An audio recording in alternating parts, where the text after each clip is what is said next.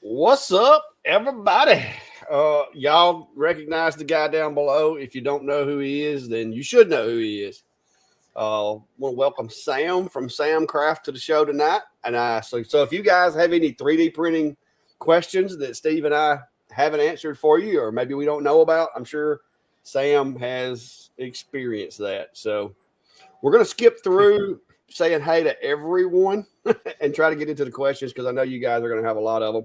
But before we start, I do want to let my good friend Steve over there tell you guys how things has been going for him since CES, because he had a very memorable experience at CES, and I just feel like he needs to share. Yeah, well, I don't know about memorable. Last week, unfortunately, I wasn't able to join because I was laid up in bed in Arizona. We left CES Thursday morning, and I was still feeling okay, tired. Kind of felt like I had been talking a lot. Got down there. My dad picked me up from the airport, grabbed lunch, and headed over to good friend Cody at Cadence Manufacturing.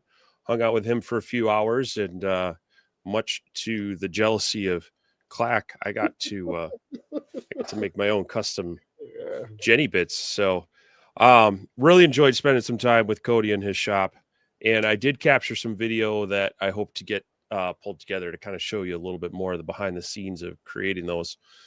Went home tired, got to bed early, and Friday morning I woke up briefly and went back to sleep and realized I am not doing good.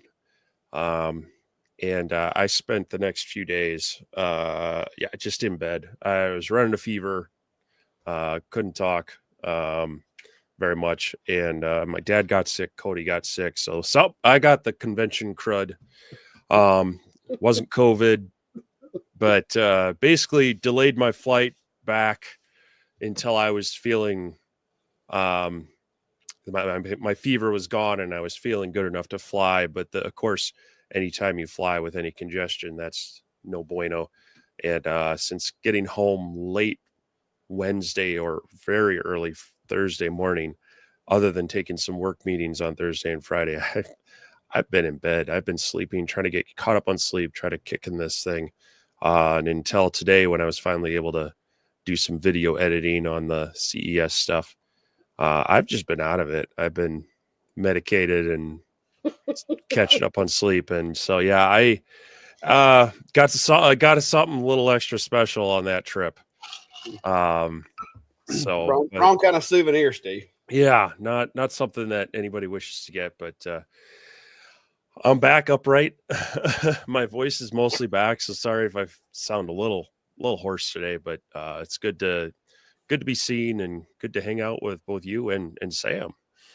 Yeah, well, like I said, Sam's been in the comments for the past couple of lives, and so I emailed him and we were talking back and forth, and he decided to come on. So, Sam, I know you don't do a lot of lives, so but tell us what's going on in Sam's world today.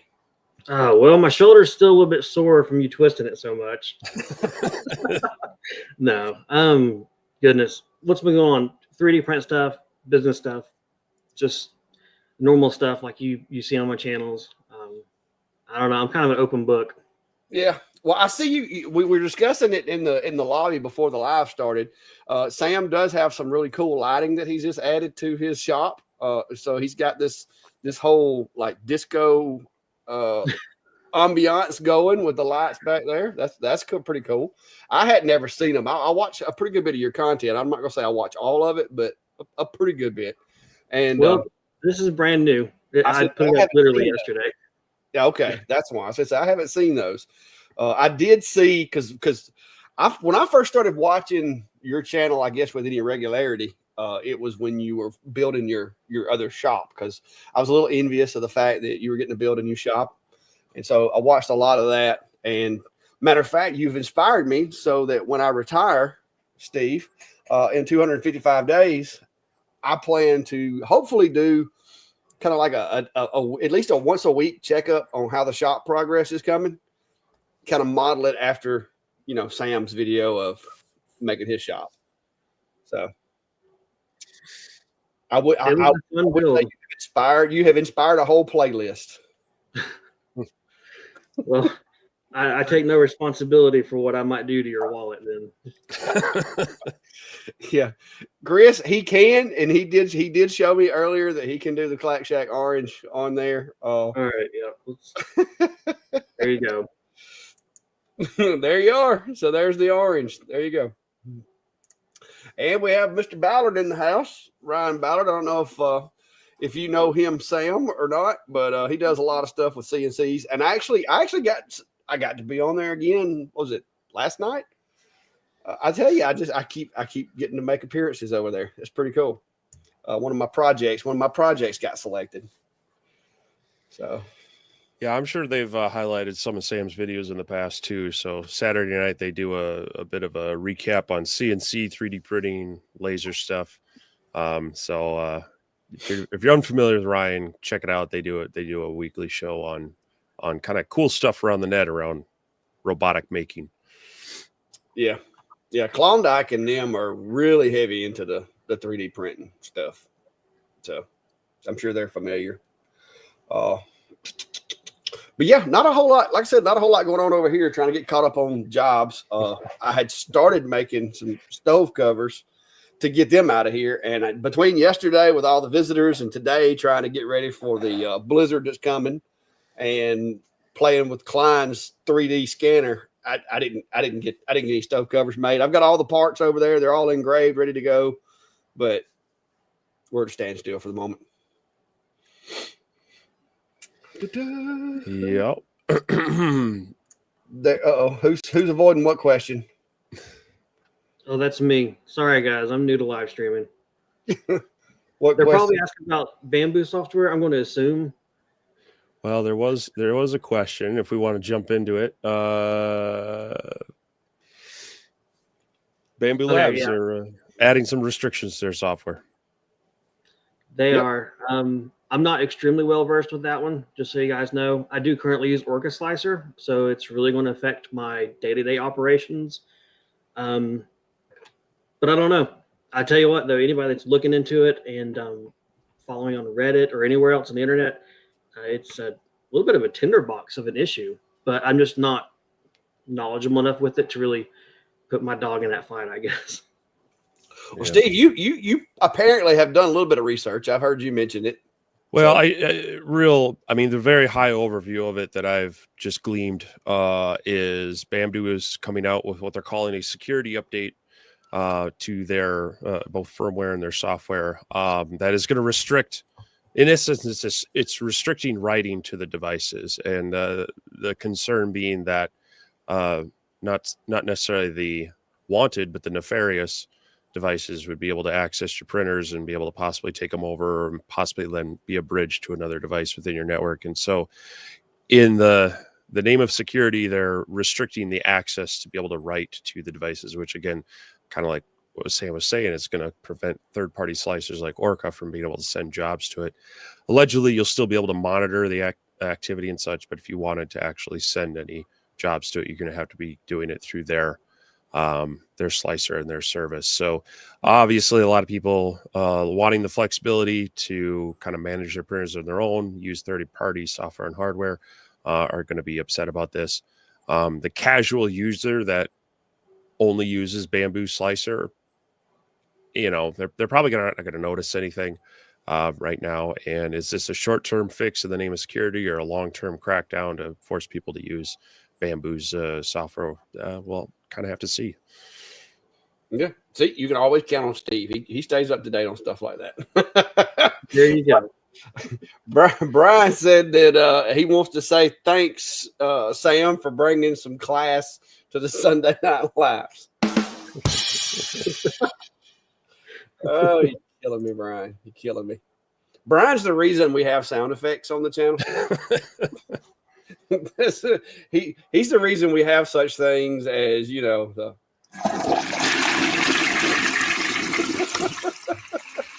so he likes to mess with folks. Let's see here. And we always appreciate when Clack takes time to sound balance those, so they're never overly loud for any of us. Well, they're pretty balanced now, aren't they? Okay. And that flusher was pretty loud on my end. I may not have checked that one. I'm trying to find some more comments. What we got going Well, on? Bobby's giving props to Sam. They needed to clean their P2 mirrors and lens, and found his video on it. And yeah, Sam was one of the earlier ones out there with some kind of the maintenance and some tips and tricks in setting up your P2. And so I'm sure a lot of people have gotten some good use out of those. They're not always the most fun videos to make, but they tend to be very helpful for people, especially if it's their first time, having to do those operations. So a little bit of props to you there, Sam. Yeah, Sam does have a lot of the lasers, even though here lately he's kind of leaned heavily into the 3D printing. He did do a video the other day to kind of go over his reasoning for that, and it's no different than the rest of us, guys. Wherever the bread's getting buttered from, that's where you're going to lean. I mean, if you're making your money off of 3D printers, you're going to lean 3D printers. Just like with me, if the more money I make with the CNC, I'm going to lean more that way. I don't see me getting into a print farm. As cool as that looks behind Sam, I just don't have the room for it. And I don't like doing physical items. Maybe that'll change one day, but for right now, I'm sticking with my digital sales as well as my local projects and stuff. But yeah, I saw the video you did the other day. Apparently people had been inquiring how come you didn't do any laser stuff anymore. And we got the tour of the back room that I never saw before. Yeah, way over there. I think in that video that I was probably clear as mud, which is pretty typical for me. It wasn't that I'm not doing laser work. It's that I don't know. I was trying to, I guess, explain and kind of give a little bit of inside talk to what was going on just in the shop. But I definitely am going to still do laser content. I did the one on the Com Marker Omni one pretty shortly after that one. Yeah. And then I've got to, speaking of the X-Tool P2, I really need to get it out and use it more on some other things I got cooking on with it. So they're still here. They're just over on that side. Yeah, I will tell you too, I've done some testing with the Omni 1 on 3D printed parts, and it does a pretty good job on PLA. So that was, I played around and just did some marking on some of the stuff that I printed from my machine. It does a good job, and it doesn't melt it. It is something I was playing with as well since physical products. I was thinking, all right, can I do it with my multicolor print functionality, my branding and marking? But then it's like, well, at that point, I've got to touch this product twice. Probably doesn't make sense, but it was cool to at least see reactions. And something I want to do more video content on is kind of showing the different colors you can get from that. It's on the big to-do list. Yeah, me and Steve both know how those to-do lists are. Yeah. Well, I know you've touched on this on your videos, but Norbert's asking, how did you go from 0 to 60 so fast? Decide to start a print farm. Maybe you want to give the take a couple minutes to talk about that. Yeah. So I got my first 3D printer. I think it was maybe June of last year. Got it kind of just dipping my toes into the water, and I found that it personally jived with what I like to do, and I saw that I could, come up with a solution. And so went from there, and I got, I think, 3, and then after that I went to 6 and 12, and now I'm up to 26. I've grown them as the business has grown, and so I try not to do any kind of debt with stuff, which is another question I get a lot of times. Is what kind of business loans and how long until they're paid off, and I've done them as they've gotten paid off. But it's been great, but it wasn't what I originally expected. So that's why I started small. I'm definitely a proponent of doing that. Yeah. So you're basically, you're not financing, like you're not buying them on credit. You're purchasing the machines as you go, as long as you're keeping them busy, right? Yes. And that's one thing that I'm leery of. And I'm not saying that there aren't times and places for financing equipment, but in my opinion, if you think financing machines is the answer to you making money or not making money, to me, it's not. If you're not already making the money to buy the machines, then you're probably just digging yourself a hole. And it's not always the case, but that's me and Steve. We've had those conversations before because, you hear a lot of people saying, run out and buy the latest and greatest. But if you don't have a plan for what you're going to do with it, then that's just an expensive toy. Right. Yeah. And these are, Sam bought all of these. So he spent his money for these. He wanted to make sure that that money I spent is going to be utilized. Yeah. Now I've bought a couple, ahead because of what I want to and hopefully will grow into. But there's also, the joy with these printers is the one object that I show that I print, like laser jigs and stuff. That's just one tiny, tiny area that these machines can do, and that I could do. I could have these printing one thing one time and something else the other. So it's really, really versatile. Yeah, you could always pivot if the market changes or the market slows down for you. You could pivot into a different market and start printing like toys or brackets or adapters, or you just have to be willing to pivot when the time comes if it's necessary. Totally, yeah. Plus, I like the I have my laser engraving business for, I want to say we did about 4 to 5 years. My wife and I had a business together. I did the laser part, and that was good. That was great. But I found that I personally liked the warm fuzzy feeling of knowing that what I have created is going to someone else who can help themselves make a living or a side hustle from it. Kind of like a step above just straight up retail. But that's just my personal choice. I just like that. It feels like a more fulfilling thing for me to do, I guess. I don't know. Yeah. Warm fuzzies is how I could explain it. Yeah. See, I always just feel that business to business is just easier. Like the customers are often more understanding and easier to work with than retail sometimes. But that's kind of a whole nother way to look at it too, is that you're helping to accelerate and bolster their business. Totally. Oh yeah, and I'm kind of like Steve. I'm kind of like Sam said, and me and Steve's had this conversation before too. A lot of the stuff that Sam sells is products for people that are doing laser engraving stuff to help with their efficiency, and kind of with what I do a lot of times the same thing with, especially with the laser cut jigs and stuff that I've been making for, ever since I started the channel. That was part of my thing too, was you can take tools that you already have and cut these things out and make them, and then do a job with them. Kind of like tonight when we needed the Lazy Susan for the 3D scanner, made this and used a chuck from a laser and a laser machine to actually create my own, automated Lazy Susan for the thing, because it was a tool I already had, materials I already had. I just repurposed it to serve another purpose. But yeah, it's been interesting. Like I said, because you still got the Shipoko too, don't you, Sam? Not as of about 2 weeks ago. Oh, okay. I hadn't touched it since I've been in my new shop. I used it once for a project with someone at church, but after that, it was like it just sat there and it sat there, and I took so long to get rid of it because I bought it, and it was a really, really expensive tool for me to buy at that time, and I felt bad, but I sold it to a friend, so at least I know it's going to a good home, or it did go to a good home. Yeah, it was just too big to fit in the shop, and wood dust doesn't mix with 3D printers very well. No, and that's the reason I haven't added a bunch of them here. Like I said, when I get my new shop built where I have an actual clean room or something in there, maybe, but not as long as I'm in this current situation. I have noticed there's some newer machines that are coming out that are kind of smaller desktop, like all-in-one CNC machines. Those are very interesting looking because they're fully enclosed, but it is smaller format. Nothing like your large CNCs. Well, we took a look at the Makera Carvera at CES, and it's fully enclosed. You're right; it does have a small work area, but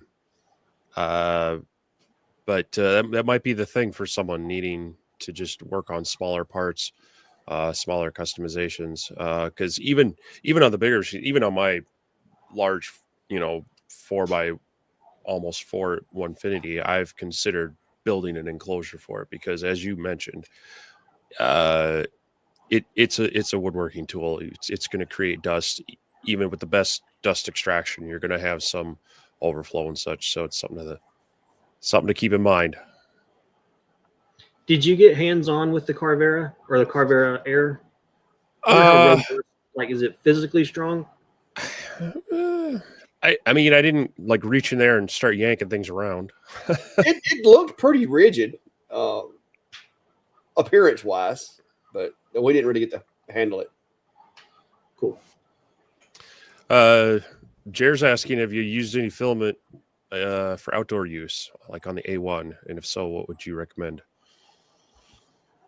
I have not personally. I think PET G is probably a good option, but depending, well, you said A1. You know, enclosed printer is what you're going to want for ASA, that kind of more exotic stuff. I think probably PET G is probably your best option on the A1, my opinion at least.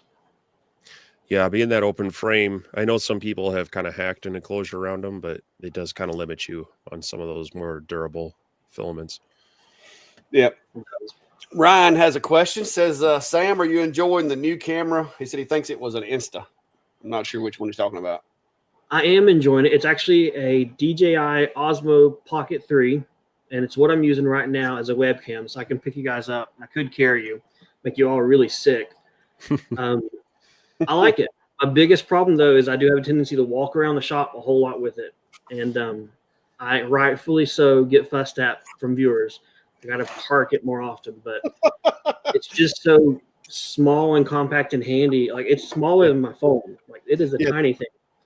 I've got the older one. I don't have the new latest and greatest, but I've got the older one. I like it. I don't use it as much as I probably should.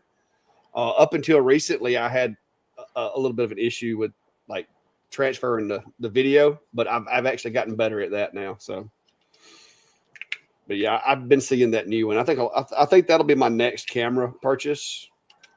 But Steve talked me into buying myself a camera robot while we were up there at CES. It had nothing to do with that. What is that? Oh, it's awesome. This is a pretty cool gimbal.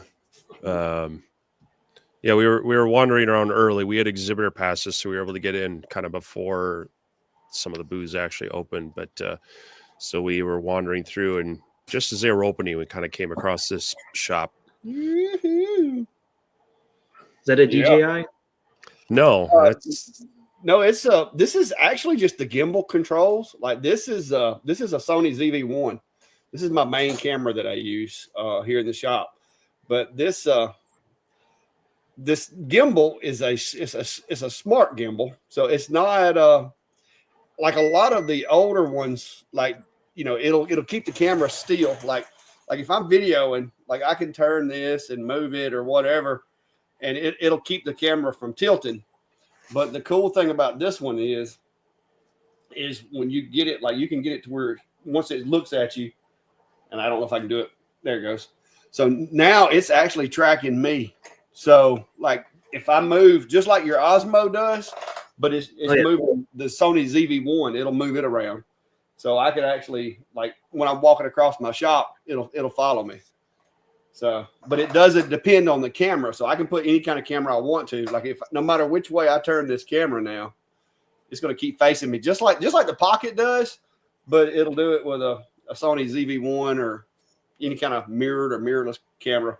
Yeah, unfortunately, it can't haul larger SLRs. Yeah, so. No, it's made for your phone or for, well, which I keep messing it up, but it's made for your phone and the smaller cameras. I'm way too close. There it goes. So, but it's pretty neat. I've only used it once. I used it in the last video I did, but I did have to learn how to balance one of these things because I didn't know that was a real thing. But it is. You have to balance it so that the steppers or the motors or whatever aren't under too much of a load. But yeah, it's pretty cool. Steve taught me into it. I take no responsibility for that. And of course, it has those really cool highlight pieces of metal all over it. I want to be. I'll see. I want to know how much you use it. Like a month or two from now, let me know. I'll go on a limb that my wife's not watching. I bought the DJI gimbal that would hold my Canon camera. I think I maybe used it twice. Well, but this one, see, because it's not just a gimbal. Like if you watch the last video I did, I can actually walk across the shop now and it'll follow me. And then once I get to where I'm going, I can give it the hand signal and it'll stop so that I can talk or whatever. And then when I go to walk, I can tell it and it'll follow me. So that's the part I wanted. It wasn't so much the image stabilization as it was for it to track me, because it uses that little sensor, that little white sensor you see right there. It uses that to track you. without having to be hooked to a phone or anything like that. So, yeah, I'm kind of with Sam. I got the earlier DJI gimbal for phone and such, and I've used it a few times, but it's a lot to set up sometimes rather than just slapping the phone into a clamp and going. But everybody's different, you know. Yeah. Well, so far I'm enjoying it. No, it's really cool from a tech standpoint. That's for sure. I would probably be in so much trouble if I ever went to CES. Yeah, this is the real reason he bought it. Aldrich's got it right. Paint anything orange and Clack will buy it. Not true. Not true. You should have seen. I needed this. I needed this solar charging battery charger. Any booth had orange in it. He was like a fly to a light bulb. I did see that clip in your video, Clack, where you're like, I got lost in a crowd almost. Yeah. Everyone else in orange hoodies. Yeah, Steve's like, well, I don't have to worry about losing you in the crowd. And about the time we turned the corner, I'm like, what was you saying? Like a safety cone convention. Hey, my buddy across the pond agrees with me. Orange is a cool color. Yeah, Robbie, I was shaking my head the whole time in that booth. I was just trying to walk away, and the backpack? He was eating into it more and more. Can't take this guy anywhere. Have you seen the backpack, Sam? Yeah, that's the one that you had a kitten on it or some kind, clearly that was a tax write-off. Oh, I couldn't resist it. Oh, Steve was like, are you seriously fixing to buy that? I am like, I am seriously fixing to buy this. Hey, the CFO has spoken.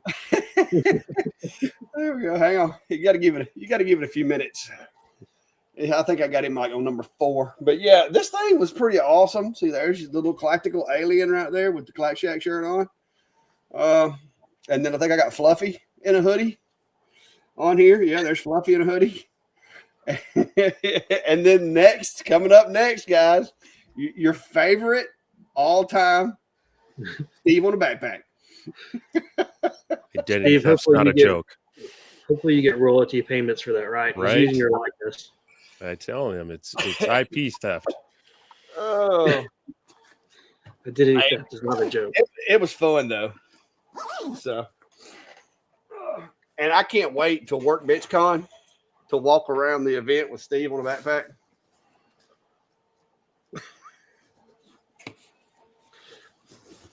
Oh, well. Bag. Jump back into some of these questions before we get too down that rabbit hole. Gray Vikings asking, Sam, how are you dealing with moisture humidity control of all those open frame systems? That is a great question. Here it being wintertime, it's been really dry. I have temperature humidity monitors on my shelf. I've also got a dehumidifier that's plumbed in over next to my utility sink, and I can kick it on when I need to. But also, since I print mostly like 95% PLA, it's not as hygroscopic. Is that the right term? I botch it in my videos. But it's not as finicky to moisture as it can be. But regardless of what others will maybe say or not say, I always dry my filament first thing when it gets in my shop. I had a lot of issues in the past from brand new filament having stringy issues and problems, but then once I started drying it, I've not had that, knock on wood, ever since again, which has been good. But not a lot of people dry PLA. Well, I've been listening to your videos, and I had an issue the other day with my Bambu, and it just started getting where it wasn't, the bed adhesion wasn't what it had been being. It was getting a little stringy. Even when because a lot of times I will be a little conservative with the supports and try to get away with a little bit of overhang. But normally the A1 doesn't have a problem with it. But if I start seeing to where I'm getting some strings on the overhangs and stuff, I'll take that filament out and put some fresh dry filament in there, and it fixes the problem. So I've got now to come up with a way of drying my filament that's not going to be, I can't do what you did because I don't need it to hold that many rolls, and my 3D printing space is very compact. So I think I'm just going to get one of the little heated Crealities or something like that, just for like a single roll type thing. Mm-hmm. And then we have a vacuum sealer. Of course, you probably have one too, because gardening and stuff like that, you have to put up your vegetables. So I was like, I can fit filament in one of those, and I can dry it and then vacuum seal it, and that'll retain it until I get ready to use it again. So yeah, the Sunlu makes I think it's, well, David just commented it, Sunlu S4. Check that one out. There's also some really cool mods on Maker World where people have taken that dryer and they've hooked it up to an AMS light. I don't know if you've got that or not, but that's a really cool solution. Yeah, I've got the AMS on my A1. So yeah, I would love to have that. So. Yeah, the Sunlu is the one that I looked at and I was going to spend my own money for, but then I realized, well, that's only 4, and I can go through 12 to 14 kilograms a day. So I'm like, that's not really going to work for me. So I just went to a cafeteria store and got a dehydrator. Hey, but that really. for as much stuff as you're moving around, I think that's a good option, because you did need something substantially bigger. And I mean, it's as much as you're going to run it too. You needed something with a little more robust build or whatever, I would think. So, but with my situation, one printer in the living room, in the corner of my living room in the house, I don't have a need for anything that big for drying. Yeah. Kevin's asking a question. It says, I appreciate the video Sam does. Your latest video about solving problems for successful project ideas. Do those ideas come to you? Someone asks you to make something, or what inspires an idea? How do I get inspired? That one really come about from me having used lasers firsthand to know that there was a need for some solutions in the laser world, which is kind of where I was like, take your own personal experience, for example, because that's going to give you the best ability to create a good solution. If I have no experience with CNC work and don't have a CNC machine, how can I really make a CNC product or accessory and know that 1, it's going to be good, 2, not create a customer support nightmare, or 3, how am I going to continue that, beyond just one item or one topic in that realm? So yeah, just go with what you have experience with, and that could be anything. It really could be anything. It doesn't have to be workshop stuff. Gosh, there's just so many things you can do with a 3D printer, just as an additive manufacturing process. Yeah. Bespoke said, Sam, glad to see you with these knuckleheads. I don't know whether that's a compliment or an insult, but we're just gonna assume it's a compliment. Well, Ken's asking a general question for us. How much does temperature and humidity affect the laser as far as burning a project? I'm thinking a garage may not be a good place for one. And this is going to get our typical response of it depends. Looking at temperature extremes is where you start getting into the issues of lasers. Heat is the killer of all things electronics and lasers. So in the summertime, definitely if you are running it in an environment that is, pushing a higher temperature, the device is only going to make its own heat as well. And that's going to accelerate the issues of it operating. As far as the quality of the item, probably not as much, although humidity and depending on the type of material could have an effect on that. Where you get into a lot of issues is when you get closer to like changing through dew points. So when you're in a colder environment and your laser is heating up and maybe it's hitting that dew point, you start running the risk of condensation. Again, electronics and condensation don't mix well together. And so both on CO2 and diodes, that's where you could be doing some damage to that. But again, to the actual material, it's going to have possibly some slight variations. More so, you're going to run into not so much your organic materials, but more of your metals and such. And that's where the temperature can have a big impact on the quality of the burn. And when you're getting into like the colorations, a lot of that has to do with the temperature that you're annealing the metal to. So a garage, there's a lot of people that run these in the garages, but it's where they're getting into issues is the extremes. Like up here right now, temperatures are sub-zero. Obviously, you'd be having some big issues with a CO2 laser if you're in an uninsulated space. You're going to need to be draining that out, not having any liquid in there, and waiting for it to warm back up. So, and even in diodes, I've threatened to do this in the past, just take a really cold period like this and go outside and run a laser. Just kind of risk one of the older ones I have to see what it does, but I am not feeling well enough to do that this week. So we'll see if we get another cold snap this year. They'll operate, but you're likely as that heats up, you're running that risk of, again, condensation that could shatter a cover lens, could etch your focal lens by getting some condensation due on there. So just basically something, if you can avoid it, if you can kind of temperate those with some insulation, maybe it means you have to shut your shop down during a few months when they're in the extremes. It's not ideal, but it's not to say that you absolutely can't set it up in that environment. Yeah. And I was going to say, my shop is probably as close to not being a shop as anybody would ever have. And as you can see right now, it is 68.9 degrees in here and 34.2% relative humidity.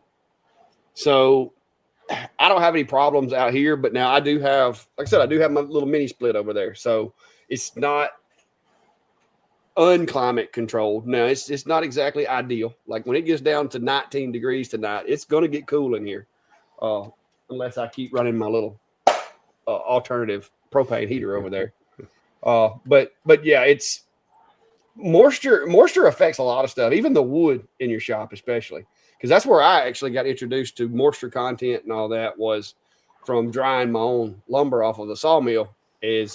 That was a big deal because I didn't know it was that big of an issue until a few of my projects decided they wanted to resize after I had built them early on. And I'm like, wait a minute, we got a problem here.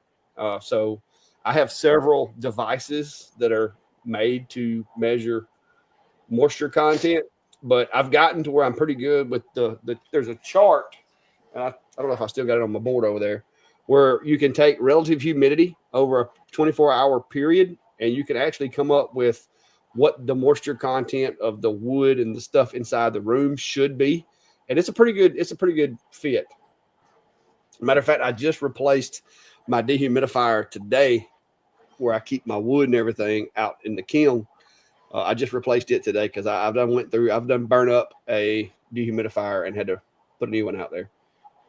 So my trip to Walmart today, I told my wife my debit card was screaming by the time I got back from buying a battery for the tractor, buying a dehumidifier, stocking up on a little bit of fuel in case the snow apocalypse happens. It was rough. Mine's still screaming from taking you out to dinner that one night. Yeah, for some reason they put my food on Steve's ticket. Yeah. I don't know what that was about. The most expensive restaurant we go to, and it just happens to land on mine. Bobby, this is actually it's a Fuji XS10, and yeah, so this is one of the benefits of having a wife for a photographer, as far as her hobbies and interests.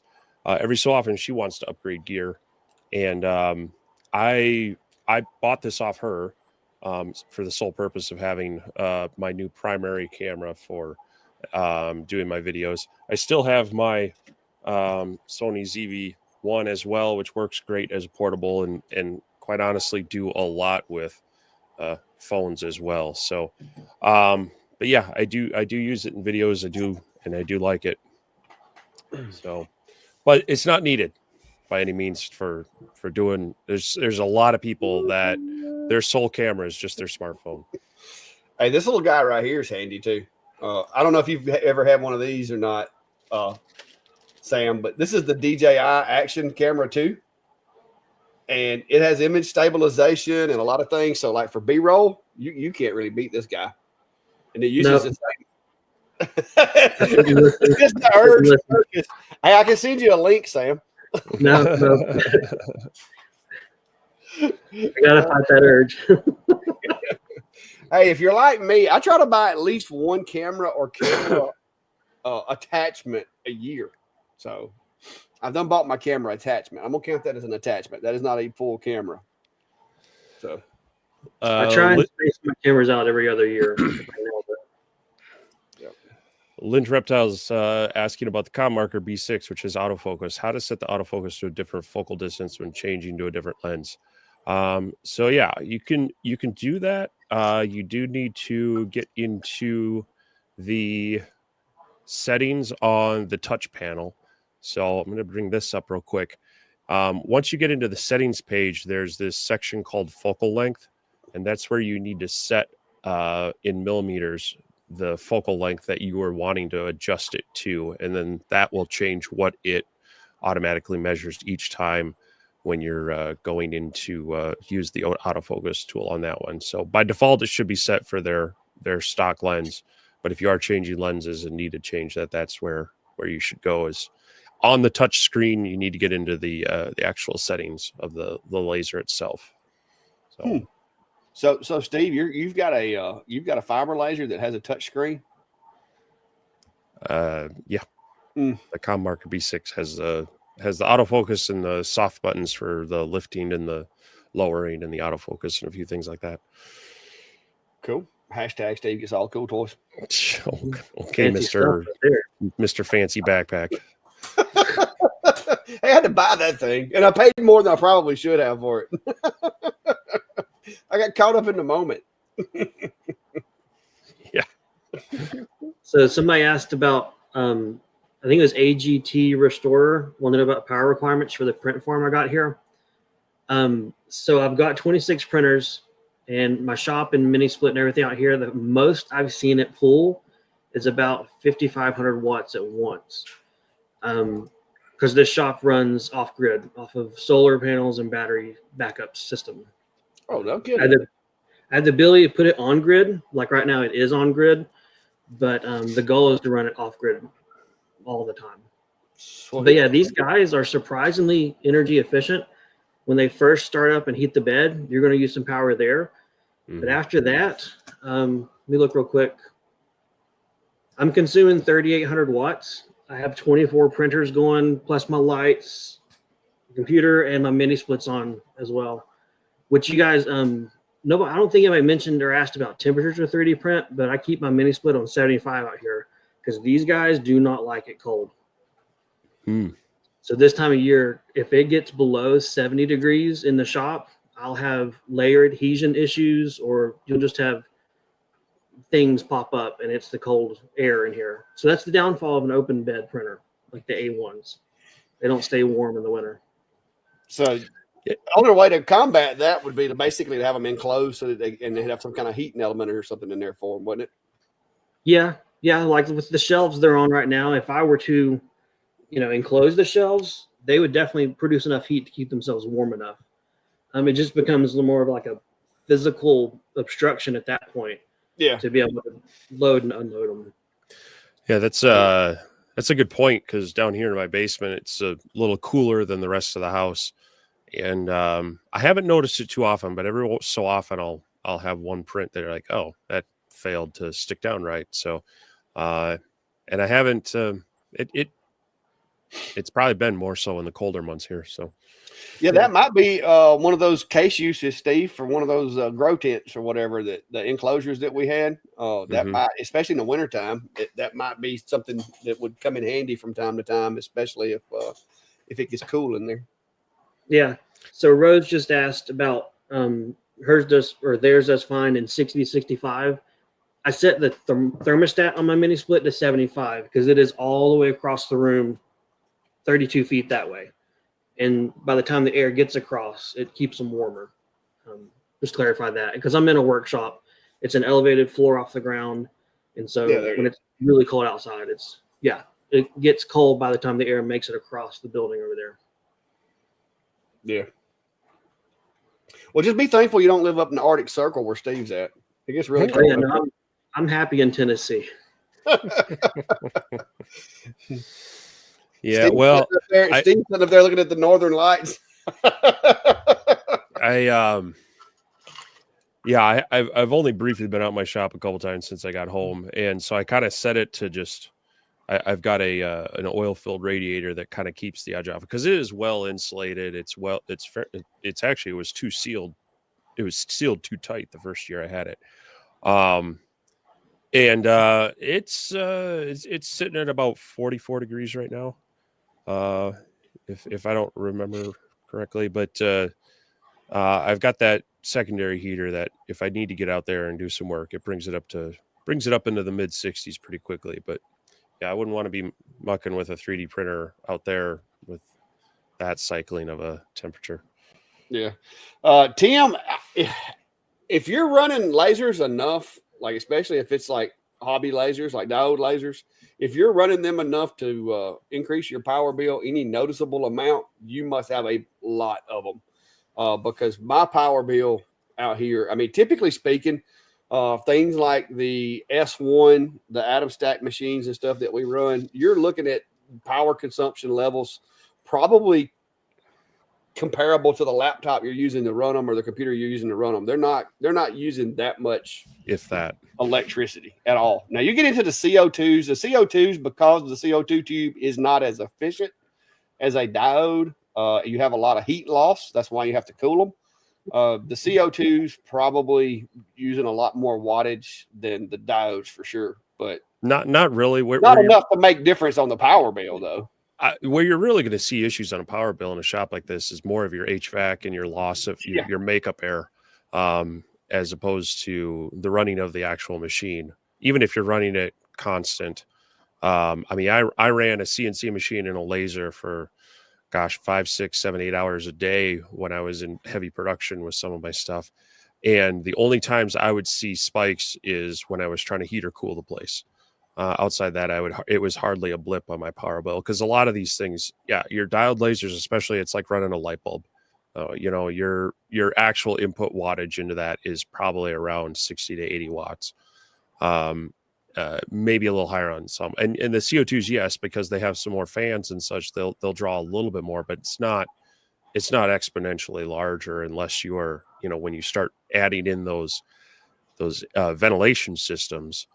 And the heat loss and the makeup there is where you tend to lose a lot. Or in my case, when I was running shop vacs for both like a downdraft table as well as dust extraction, those things, they're actually really good heaters when they run that much because they start putting out their own heat.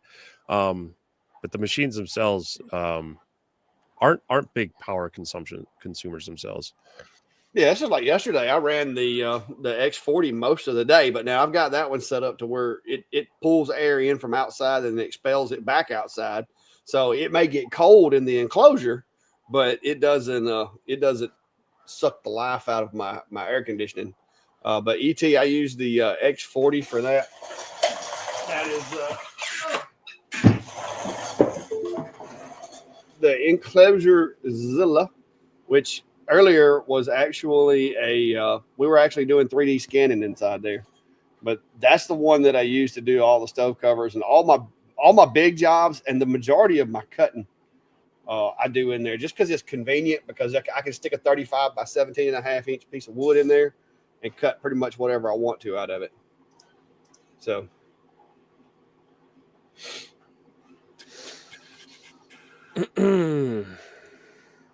It's a question maybe for the three of us, because I think we all have experience. Which laser would be best for production capabilities? X-Tool S1 or F1? Production of what? I knew you were going to go there. I mean, it's legitimate answer. Question. That's a good question. Yeah, I'd say Crosspoint production of what? Yeah, because if you're doing dog tags or something, then the F1 would be okay. The F1 is by far going to be the most usable portable machine on the market. But to me, the S1 is if you've got room for it, it's a beast, as long as you're not trying to do fiber work with it. But my S1 with that IR module, compared to the capabilities of the F1, the blue diode on the S1 is going to turn out products faster than the F1 would doing bulk. Yeah. So when I think of production, I'm thinking of repeatable items, and work area is generally going to trump in that area. You can set up more at one time. So the S1 is definitely going to have that over it, as opposed to, you're producing a bunch of customized things which need to be swapped out each time. That's where you might get an edge with the F1 in it, that it's a galvo and it might be able to engrave it a little bit faster depending on what the material is and the size of it. But generally speaking, having more physical working area gives you more flexibility to set up a little more. It gives you more options to run more at one time. I guess what I'm getting at. Chris says, wait, y'all have air conditioned shops? I do now, Chris. Steve doesn't have air conditioning. I do for the next few months. It's very well air conditioned. He can open a window but yeah, and I know Sam, you said yours is a mini split, so you can heat or cool, right? It is as of like 4 months ago. Prior to that, I used window box in the AC. I got a cheap no-name unit and installed it myself, and it's been doing good so far. Yeah, it's kind of like me. I ordered mine at Lowe's. I think it was like $1,200, and then I had a family member come down and pull the vacuum and everything on it, because even though it said it was a DIY, it did require some HVAC skills. Mm-hmm. Well, in my defense, Clack can back me up with this. I did talk with the Mr. Cool people at CES, and they are coming out with a new model that's more geared towards the northern climate with a little more heating capabilities, which has been my concern the whole time. I mean, I need to take the edge off in the summer, and I need to dehumidify, but it's going to be more so useful if it's going to also be able to heat colder. Yeah, they said that one was like basically they had built it for those cold climates, wasn't it? Right, exactly, and that was the thing. Up or something. There's something in it that allows it to work where other mini splits can't with those extreme temperatures. Yeah, so we'll see. They said they were coming out those, maybe in April, and so I'm going to try to keep an eye on that, and maybe this summer we'll see what it looks like to get that installed. Let's see where well, you go ahead. You got a question there. Go ahead. No, I can wait. Someone asked if I'd made a decision to move away from Bambu PLA, and then also, am I looking to go from PLA to PETG? I still buy Bambu Lab brand PLA filament, but I am testing others. I've recently been on a kick where I've been ordering from every U.S. made in USA 3D print filament company I can get from. I've got a stack of, I think, like 10 boxes over there right now, and I want to check them out and see who is it. It's Slant 3D print. I don't want to say it's Tangled, might be their filament brand company. I just placed an order with them to see how that is, but for now I am still on Bambu Lab for now. Cool. And depending upon Bambu Lab's software and how that's going to go, it will be, well, it kind of feels like an unknown right now as far as maybe not so much filament, but just third-party solutions for sure. Yeah, that would make me a little nervous if I was as invested in running multiple machines as you are. Oh, that I can see where that would make you a little nervous, because it is going to increase your workflow if they're going to change things too much. It's going to it will either for you. Yeah, it'll either increase it or it's going to force me to move everything into Bambu, which I was originally when I started, until I had issues and just kicks and giggles. Some random person commented on the video and said, hey, try slicing it with Orco. As soon as I did it, all my problems went away. So, yeah, I'm not crazy about the fact that it looks like it's getting locked down for sure. I like freedom of choice with machines, that's for sure. Yeah, I can agree with you on that. Bobby's got a question. I think we all have experience in the area on this one. Bobby says, I'm thinking about getting the F1 Ultra or the new F1 Lite to take to craft fairs. I guess the follow-up to that would be down here at the bottom, says, which one would you recommend? Well, and it always depends. Well, if you're looking to take it to craft shows, I'll be honest, I would not want it. I don't like moving my F1 even in my shop. It's not built to really be movable. I mean, How about you the can. F1 Ultra or the F1? The F1 Ultra. Okay. Yeah. It's movable, but you know, the it's just not as rigid and as big as it is. It doesn't have good handles, so you're trying to grab it by the base, and the shroud has enough flex. It just feels unstable when I'm moving it around. So for portability, I would really stick with the original F1 line. At that point, you can do a lot with the new F1 Lite, which is just the 10-watt blue watt diode. But you are going to limit yourself a bit on some of the metals, and the IR also gives you a little bit different range in dealing with some plastics. You'll find on some plastics, blue light laser is better. On some plastics, the IR is better. So if you're just looking for an inexpensive engraving machine, you can be doing a lot of wood and natural materials. The F1 Lite is probably going to be great. Otherwise, I think get the. I would recommend the standard F1. Have the best kind of options to you as far as flexibility materials and portability. You can move the F1 Ultra, but I just don't feel like it's the most portable machine. How about you guys? What say you there, Sam? What do you think about it? You got both machines, don't you? I do. Yep. I would say if you're looking at just the machine itself, yeah, Steve's totally right. But if you think of if you can bolt it down and move it, there's some solutions you could do for that. I was at, well, it's been a while back. So my wife and I were full-time crafters for 2.5 years, and that's how we met our living, which was difficult.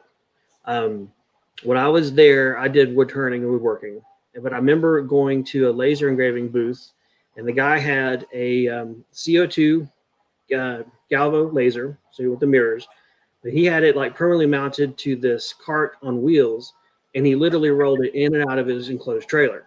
And I thought it was the coolest thing I'd ever seen, because he basically took a stationary laser, not meant to be hauled around, and the guy was hauling it around. And this was back in, I want to say like 2019. So, I mean, there's the possibility, depending upon your creativity and your gumption. I think the F1 Ultra is the best machine out of the ones they listed, for sure. And Yeah. I wouldn't touch the F1 Lite at all. I don't even know why X-Tool released that one. That just doesn't seem smart. I don't know.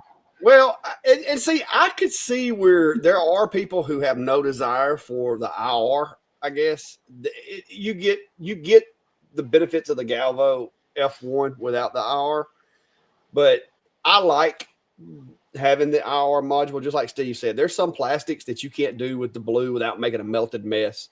And there's anodized stuff.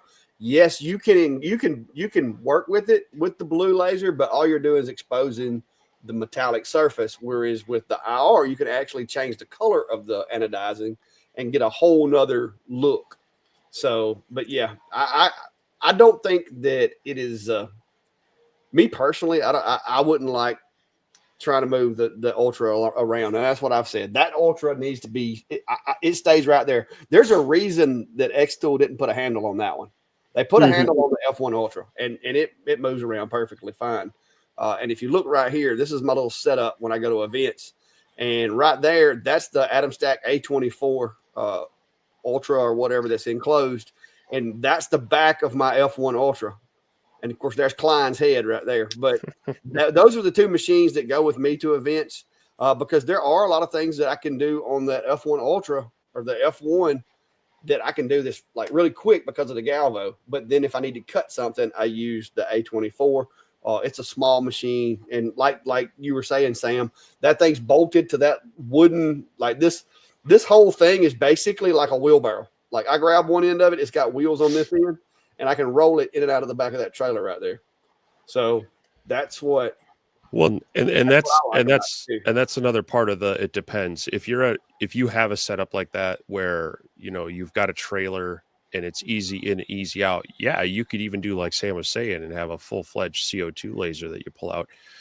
But I've seen a lot of these events where you're, it's in your car, you can't park right by your spot, you're carting stuff in and out. You gotta take that into account as far as what is portable as well. So by by all means, if you've got the ways to transport and secure it, that F1 Ultra is definitely going to be the better machine. It's going to open up more possibilities for you.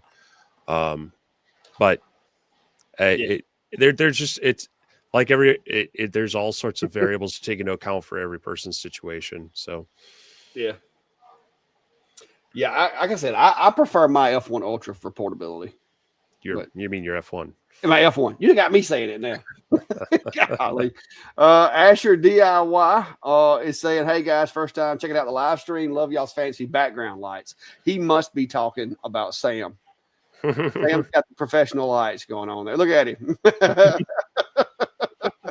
So mine are like old, half burnt out patio lights. And then, of course, now I am quite proud of that. That was one of my very first, well, not that particular one, but that was one of my very first projects with a CNC. The one that I've got on the front of my portable setup was my very first one. So, yeah. You guys are showing me up. I'm going to have to get on my soldering project one of these days. Well, Steve, you got all those cool $34 from Walmart. I know. The whole setup was $34. Yeah, $34 from Walmart. Not for that many of them. Yeah. Seriously? Yeah, and it goes, from that complete side to this one. It's like a 50-foot string. Wow. You invited me on your live stream, so I had to get fancy. Right? he's down at Walmart going, I got to get some lights. I got to get some of this. Pretty much. Well, my fans was like, what are you getting these for? I said, live stream. You just don't ask. I don't know. Hold on one second.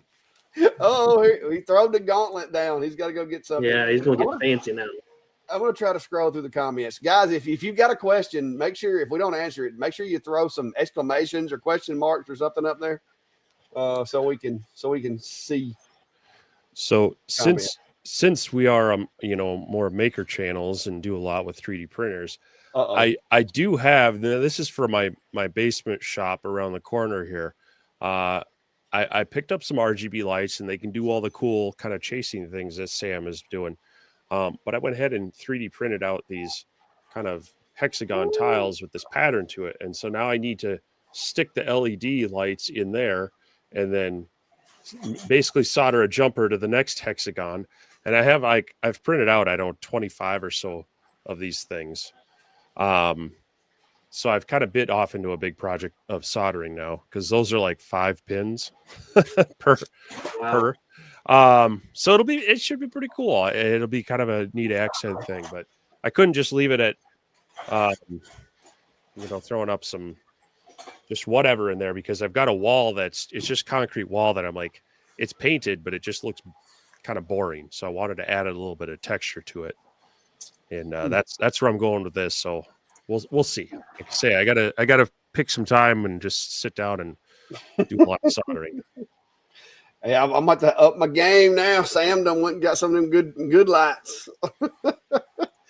David Mann's asking, so what are your business models? LLC, I'm guessing as sole proprietor is what he was meaning. Me personally, yes, that's exactly what mine is. Mine is an LLC, and I do have it set up as a sole proprietor. And basically, the only reason I did that is, of course, liability to get the liability away from me personally. But also to allow me to do, deductions and business expenses and stuff like that, because just doing it as an individual, you don't get afforded a lot of the protections as well as a lot of the exemptions and stuff for certain taxable items and so forth. So what about you guys? I think Steve's the same way. Yeah, I'm set up as an LLC and then operate as a sole proprietor under that. Like you said, it gives you some protections and it makes it a little bit easier, especially kind of in the unique situation we're in when we're dealing with foreign companies at times and others. It's easier to get an EIN number rather than going off your social. And so it adds that layer of protection from, handing that number over to them. Oh, yeah. What about you, Sam? You got any special insight? Yeah, I'm different. I got a different answer for you guys, at least. I am set up as an LLC, but I am a multi-member LLC because I put my wife as a managing member just as long as I do. That way, if I get hit by a bus, she legally inherits the business, and she has less headache to deal with in that event. From a tax standpoint, I'm an S corporation though, but that was at the direction of my CPA, my accountant, which is the number one thing I would recommend to anybody with business stuff. Find an accountant that can understand your business structure, because I used a tax guy for years who had no clue about YouTube as a business. Found somebody that understood it, and that was really, really good. And then go with your accountant's advice. So multi-member LLC, but also S Corp tax-wise.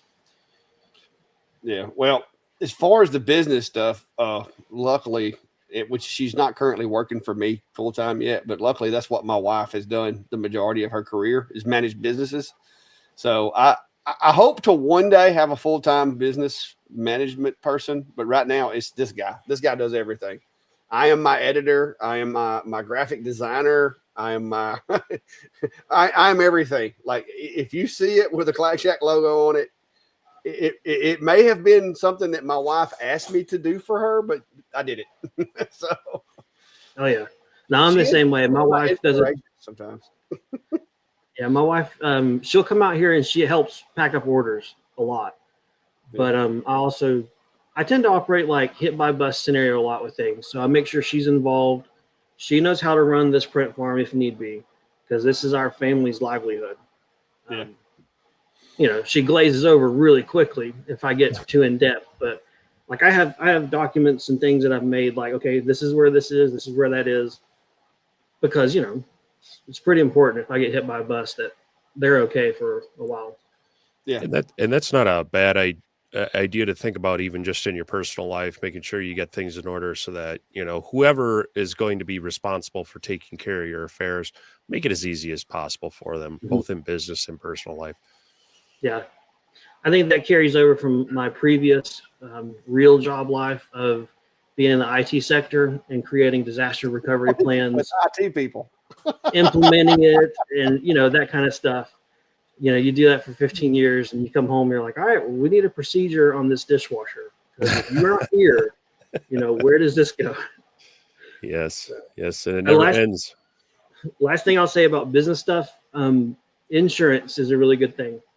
I purchased business insurance, not only liability, but structural coverage and then loss of income coverage. I use Next Insurance. I'm not affiliated with them, but it's who I was recommended to, and they do very good. When my water jet flooded my workshop, and I thought my 3D printer filament was ruined, it took one email, and Next Insurance was like, "Great, cool, send us pictures. We're ready to pay you." They were really, really good. I decided not to do that because the filament I could dry, but it was cool to see that the insurance that I paid for was actually going to do something, which was nice. And on the flip side of that, if you're operating a business in your home, and you do have an incident and your homeowner's insurance finds out you're operating a business, you're going to find really quickly how much of your stuff isn't covered. Yep. Oh yeah, that's just like I am underinsured out here, but I'm working to get through that when I get the new building. But yeah, currently, me and Brandy have been talking about it, trying to get it done, but it's just like it's a headache right now. So, but yeah. Just a question for Sam: about how many pieces do you print in a day, and is each printer doing the same or just doing different pieces? So that completely depends upon the orders.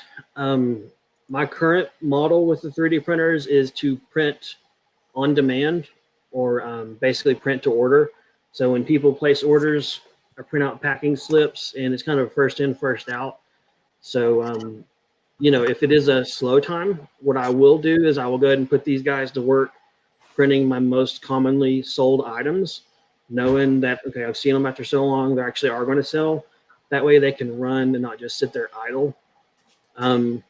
But again, I print to customer orders.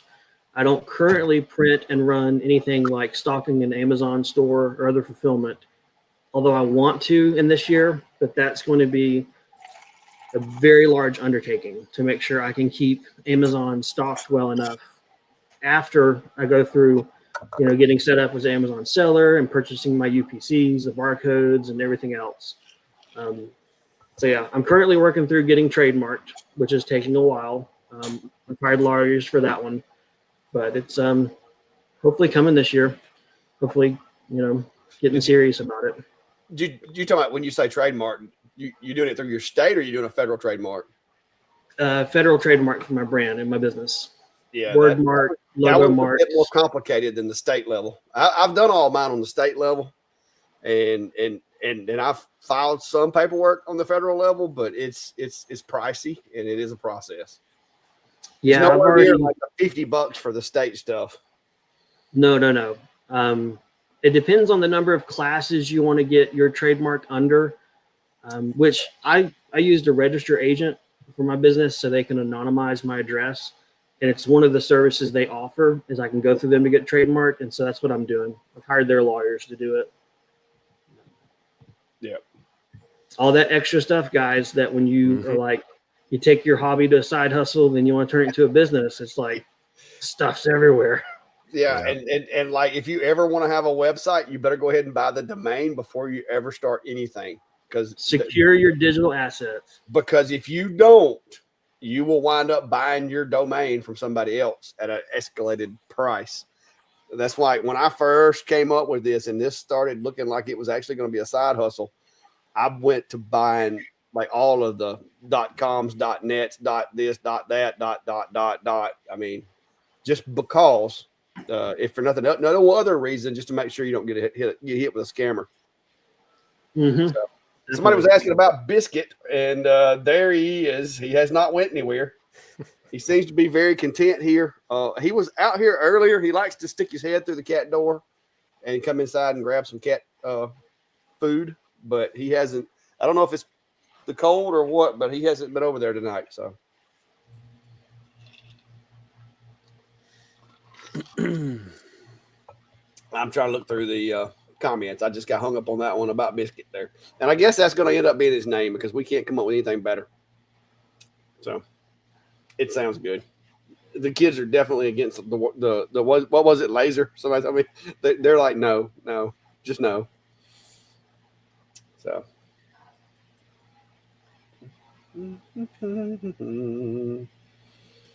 what else we got? Anybody see a comment? Here's one for more of you tumbler types. F1 Ultra question. I haven't tried stainless tumblers yet. What would be the best to start with, blue, light, or fiber? And do I need to use marking spray? My opinion on tumblers, go with the blue, because the F1 Ultra, yes, it will do it. But if you don't get to dial the settings up just right, you're going to mark the stainless like really quickly, more so than you will with the blue. But if you're doing a plain, like non-coated tumbler, then use the IR. But for the me personally, for coated, I would use the blue because less chance of marking the metal unintentionally. What do you think there, Sam? You do a lot of tumblers? I concur. I don't do a lot of tumblers now. But yeah, you're right. With the Ultra, the blue light's going to be your best bet. As far as using marking spray on the natural ones, it's kind of a personal preference and or what your customer would like. But I feel if you want a real high contrast, dark black, the marking spray is always the way to go. Yeah, it's going to give you a darker look, no doubt. Yeah. With the fiber, with enough testing, I think you could probably get pretty close to the black, but it may be one of those key cases where you don't have the opportunity to test a lot, and you just need to put the marking spray on there and go for it. So, yeah, Stacy, from what I've gathered, is the F1 light is basically the F1 without the IR beam. It's everything else is the same. They just it's only got the blue light instead of the IR. LTX, it wouldn't surprise me when it gets cold around here. The bugs come in the shop, even though I spray for them and they eventually die once they get in here. this part of the country right now, you can hang your hoodie somewhere, and when you put it back on, it'll have them in it. Like the stink bugs are everywhere here right now. Pumpkin bugs, stink bugs, gourd bugs, whatever you want to call them. Yeah, I think you had one crawling down you earlier. Yeah, I think I killed him a little while ago. I saw him crawling below me. But I use the spray that I use is pretty decent, but you got to look from here that way. If he goes 3 feet, if he crawls up the edge of the slab and comes under the tin somehow, like it's literally like 3 feet. 3 feet. So the spray that I spray around the perimeter of the building is not going to kill him in 3 feet. Mm-hmm. Yeah, that's probably him because it smells. Wayne's asking, are any of you guys doing CNC videos? Just bought a Saint Smart 4040 Pro Max with V-Carve. I actually plan on doing more with that. I have a few projects in mind. So I've gotten a couple other things cleared off the bench, and the 4040 is on my portable bench right now to hopefully get there. But I gotta get caught up, and I gotta get back out in the shop. But we're probably gonna wait a few days till it warms up. Don't need to burn a lot of extra fuel just to keep it warm. So, but that's the exact setup I've got. I'm using V-Carve Pro, so there'll be some videos out that try to drop some nuggets in there on kind of basic file setup and everything with that. Yeah, I just did. Now I didn't do this with the Saint Smart, the 4040, but I will tell you that from this edge to this edge, which is the longest piece of this thing, it's only 405 millimeters. So the way that I did all these parts were cut on a CNC, the rabbets and joints and all that, because I'm lazy like that. I don't like doing stuff with the dado stack. But yeah, so I just did that one, and turned out pretty well. So, but it's with the Shapeoko, but same basic principle. But Steve has promised to do more CNC videos. My camera must be working better though. If y'all could make out what kind of bug that was crawling on my shoulder, I just realized that. Because the other day the camera was blurry. Now it's actually clear. Because I realized I had the settings all messed up. Steve, Ryan said, looks like the Bills are going to win. He's probably got it on his iPad over there. Me? No.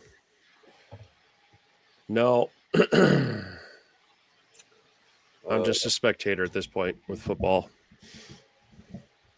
I don't know what that question was supposed to be. Wayne has a question mark do. I don't know what that is, though. Get back with us, Wayne. So Nancy asked about the Omni One opinions on it. She asked about for drinking glasses. I struggled getting glassware to work with my Omni One. The video that I put out, it took multiple passes. Now I will say this. After I did the video, I had a lot of comments that were really good. And someone said to check the level of the laser head itself, like the top of the box, and then also have the actual lens. And there was a difference. So I need to re-level it. I think that'll improve its lasering ability.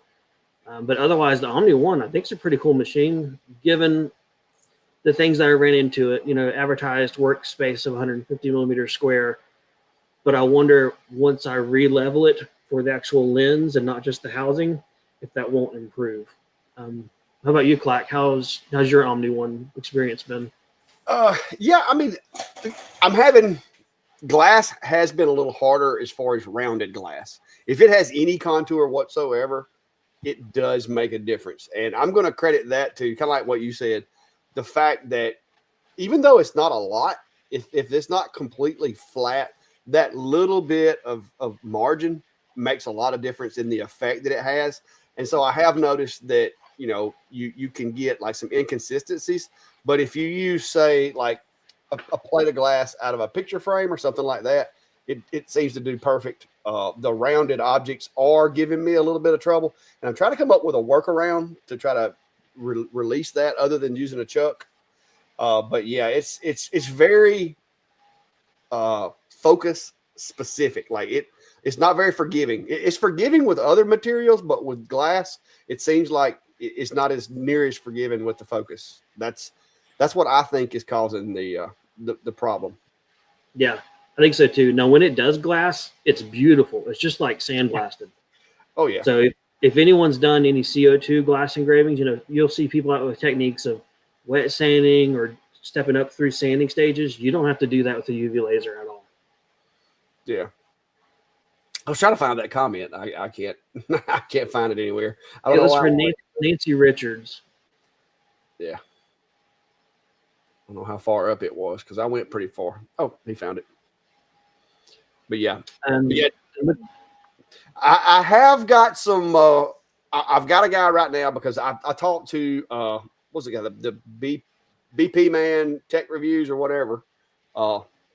Milton, I think is his first name. Mm-hmm. He was saying that he does like glass bottles for like whiskey and stuff like that, and was saying that he has good luck with those.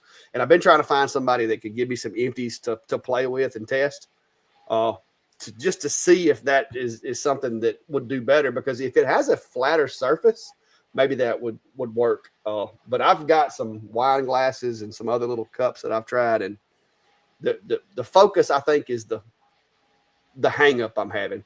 But I do have a chuck for this machine, so I'm leaning towards maybe I need to try to use the chuck. But even then, if it's got like a contour to it, if it's rounded in the middle, it's still not going to fix the problem with the focus. Right. So let's see. Somebody else was saying, Tripod was saying he loves the Omni 1. Was able to dial in glass rather quickly. Did no more than 3 passes on glass. Did 175 shot glasses in his review. Yeah, if they've got a flat surface, I feel pretty good about it. It's the rounded stuff is where that's where I'm having a little bit of a hang up. And it's not a lot of a rounding either. It's not a whole lot of roundness. It's literally just that little bit right there, and it's like I said, it's giving me a little bit of a fit, but I haven't really had time to sure enough sit down and dig through it yet. But I'm gonna get there. But like you said, when it does do it, it does a good job. Like you can almost make out that dog's face, but I haven't got the results the way I want yet.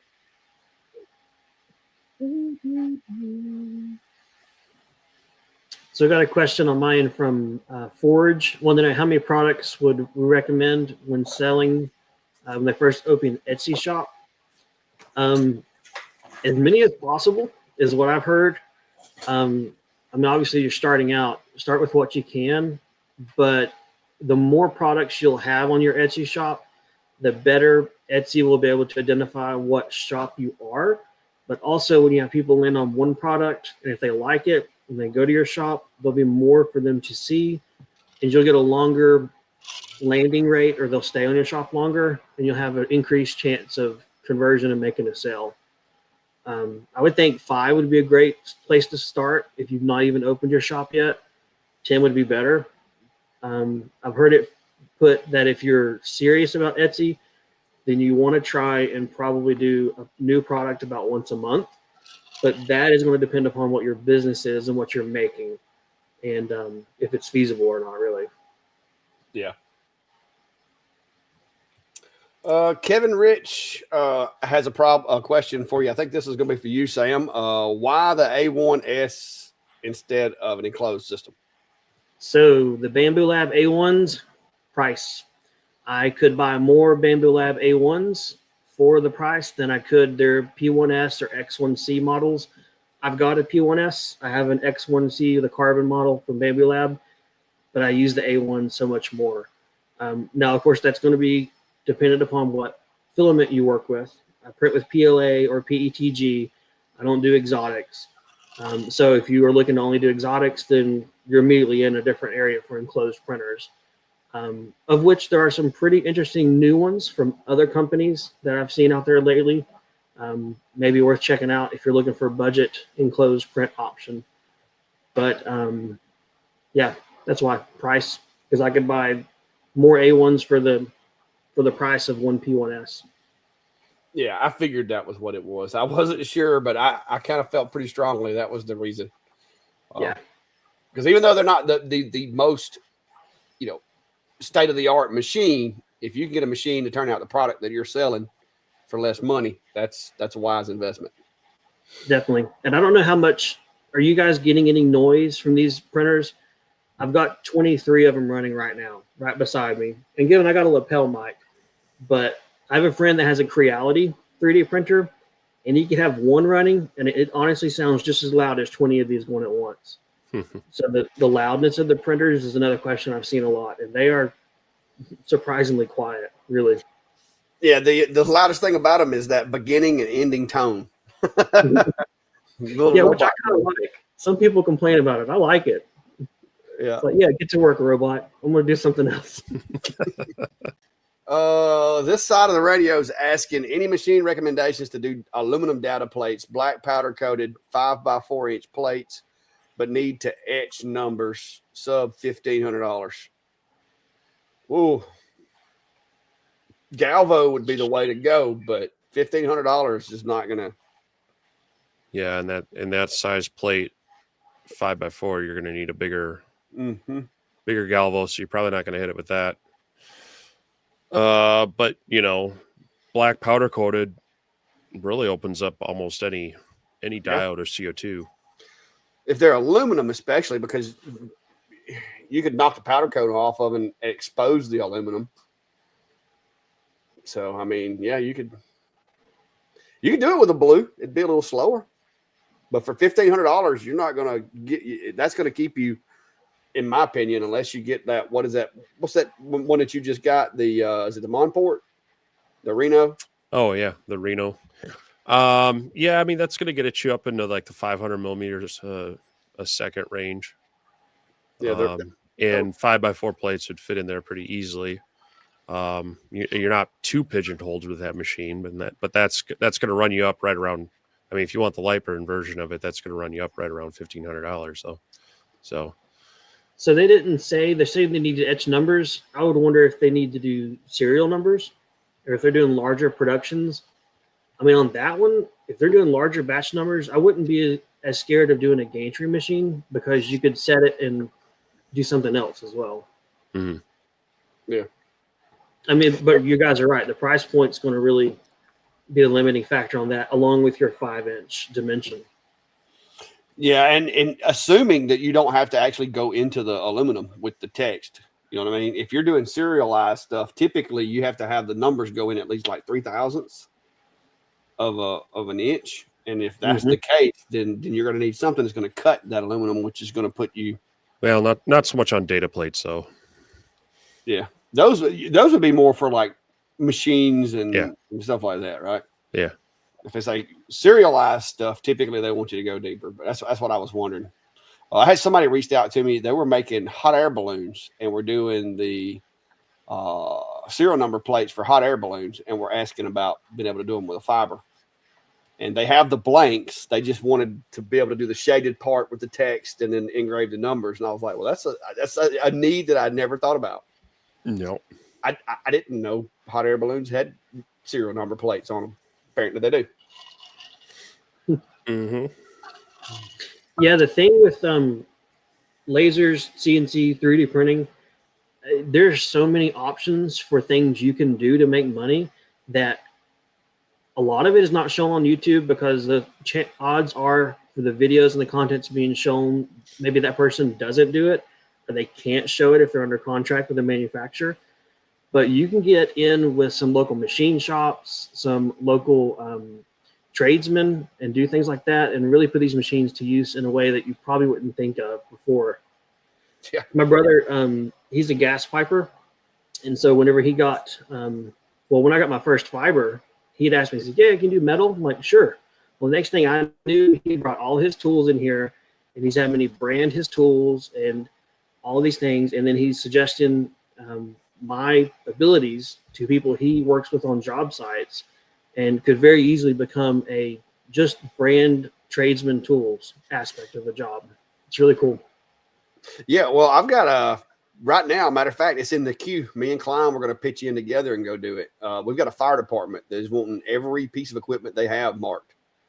And like they basically want us to come to the fire station, set up in the fire station, and they're going to have their guys bring us the stuff, and we're going to mark and serialize everything in the building. Is what they're wanting to do. And I was like, man, I'm gonna have to load up the Mon port, the com marker. You know, I'm gonna grab the F1, the F1 Ultra. You know, because some of that stuff is gonna be big enough that I'm not gonna be able to sit it on top of the machine. So it's gonna be interesting. I'd even thought about getting me a roll around cart and taking one of these fibers and like turning the head up so that I could, you know what I mean? So I could just put stuff up in front of it. But yeah. Mm-hmm. There are all kinds of opportunities to use these machines. You gotta be able to find them, and once you, like you said, once you do, word of mouth is going to get you. It's going to get you busy if you're not careful. Oh yeah, it definitely will. Chilton Hall is asking, "What's your opinion of the Commarker B6 for festivals for doing leatherette and leather patches?" Being that it's a fiber laser, it might be able to work with some leatherette being more of a synthetic, but I think you're going to struggle on straight leather. Really want to look maybe more at the Omni 1 for that one.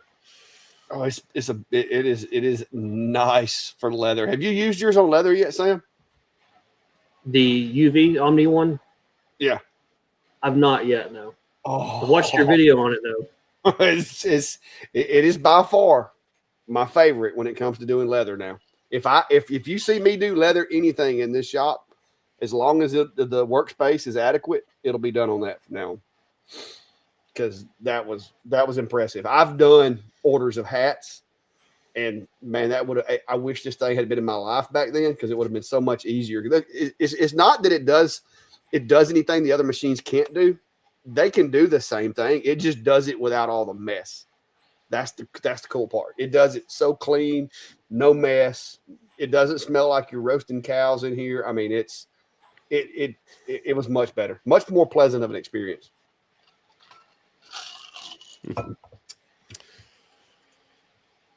Gray's asking, Sam, what are those flat rectangles mounted on the ceiling behind you?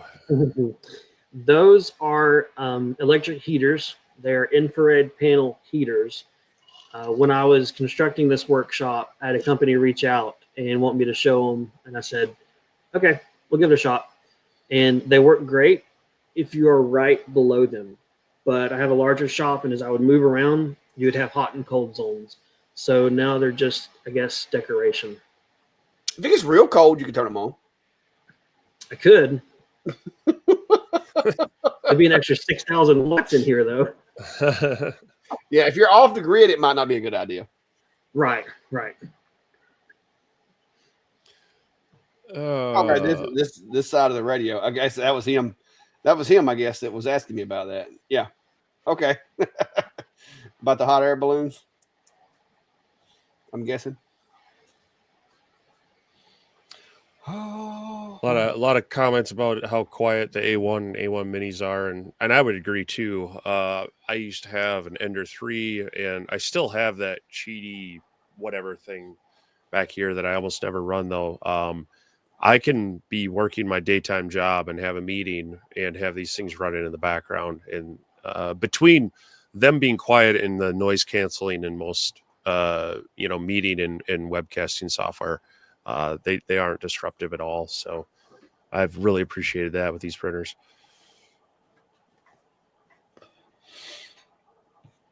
Mm-hmm. Like someone's asking if the Omni 1 can do white and black markings on stainless like their Mopa. Have you gotten white, or have you played with that much? Don't remember if I got white. Let me go look. I know with other lasers, Tennessee Wood Signs asked this one. I know with other lasers, you can do a focus pull where you raise it by a certain amount of millimeters, and that will help change the colorization on your metals. So that might be worth a try. I don't know that I ran stainless steel through mine though in my test video on the Omni 1. Yeah, I didn't get any white, but now I didn't like square up on metal engraving with it either, because I have a Mopa sitting next to it. That's a 30-watt Monport Mopa, So I really wasn't. I mean, I tested it on metal and it will do it, but I didn't thoroughly test it to see what all colors I could get. Now I will tell you on aluminum you get the white. Aluminum it looks like you painted it. Like it's pretty cool. It does beautifully on aluminum, definitely. Yeah. Yeah, but I haven't really got into weeds on metal with it because my thoughts were if I'm doing metal, chances are I'm going to the Mopa for that. This thing, I see this more with now leather, plastics. It does an awesome job on plastics. I've got a power brick around here somewhere. I've started doing my power bricks with it now instead of using the fiber. I used to use the fiber, but I was always afraid I was going to cut through the plastic. But with the Omni 1, it does a beautiful white engrave on. Let me go see if I think it's over here.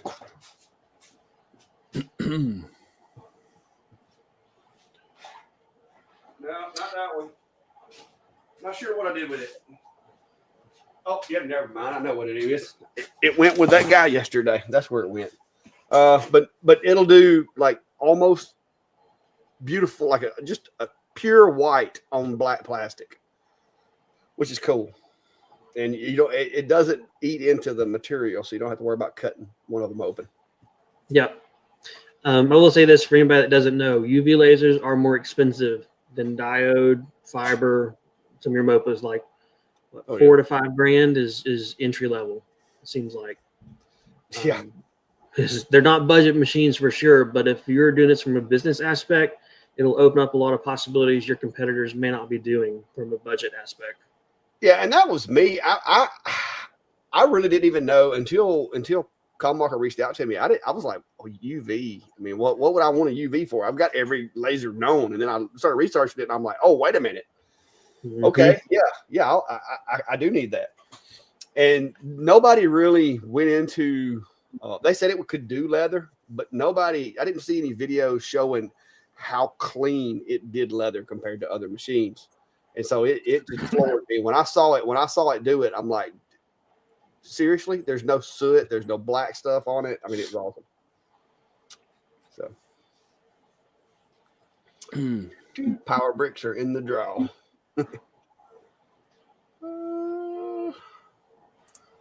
The Shed Shop, James P says, I've been considering a laser engraver mainly for metal, but unsure of laser wattage.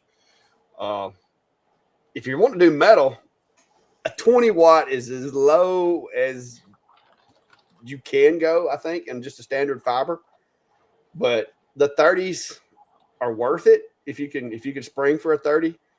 To really get serious about it, I think you got to get up to 60 or more. As far as like being able to do challenge coins and stuff like that. What are y'all guys' thoughts? What's the biggest? I mean, Sam, you've got a couple of com markers too, right?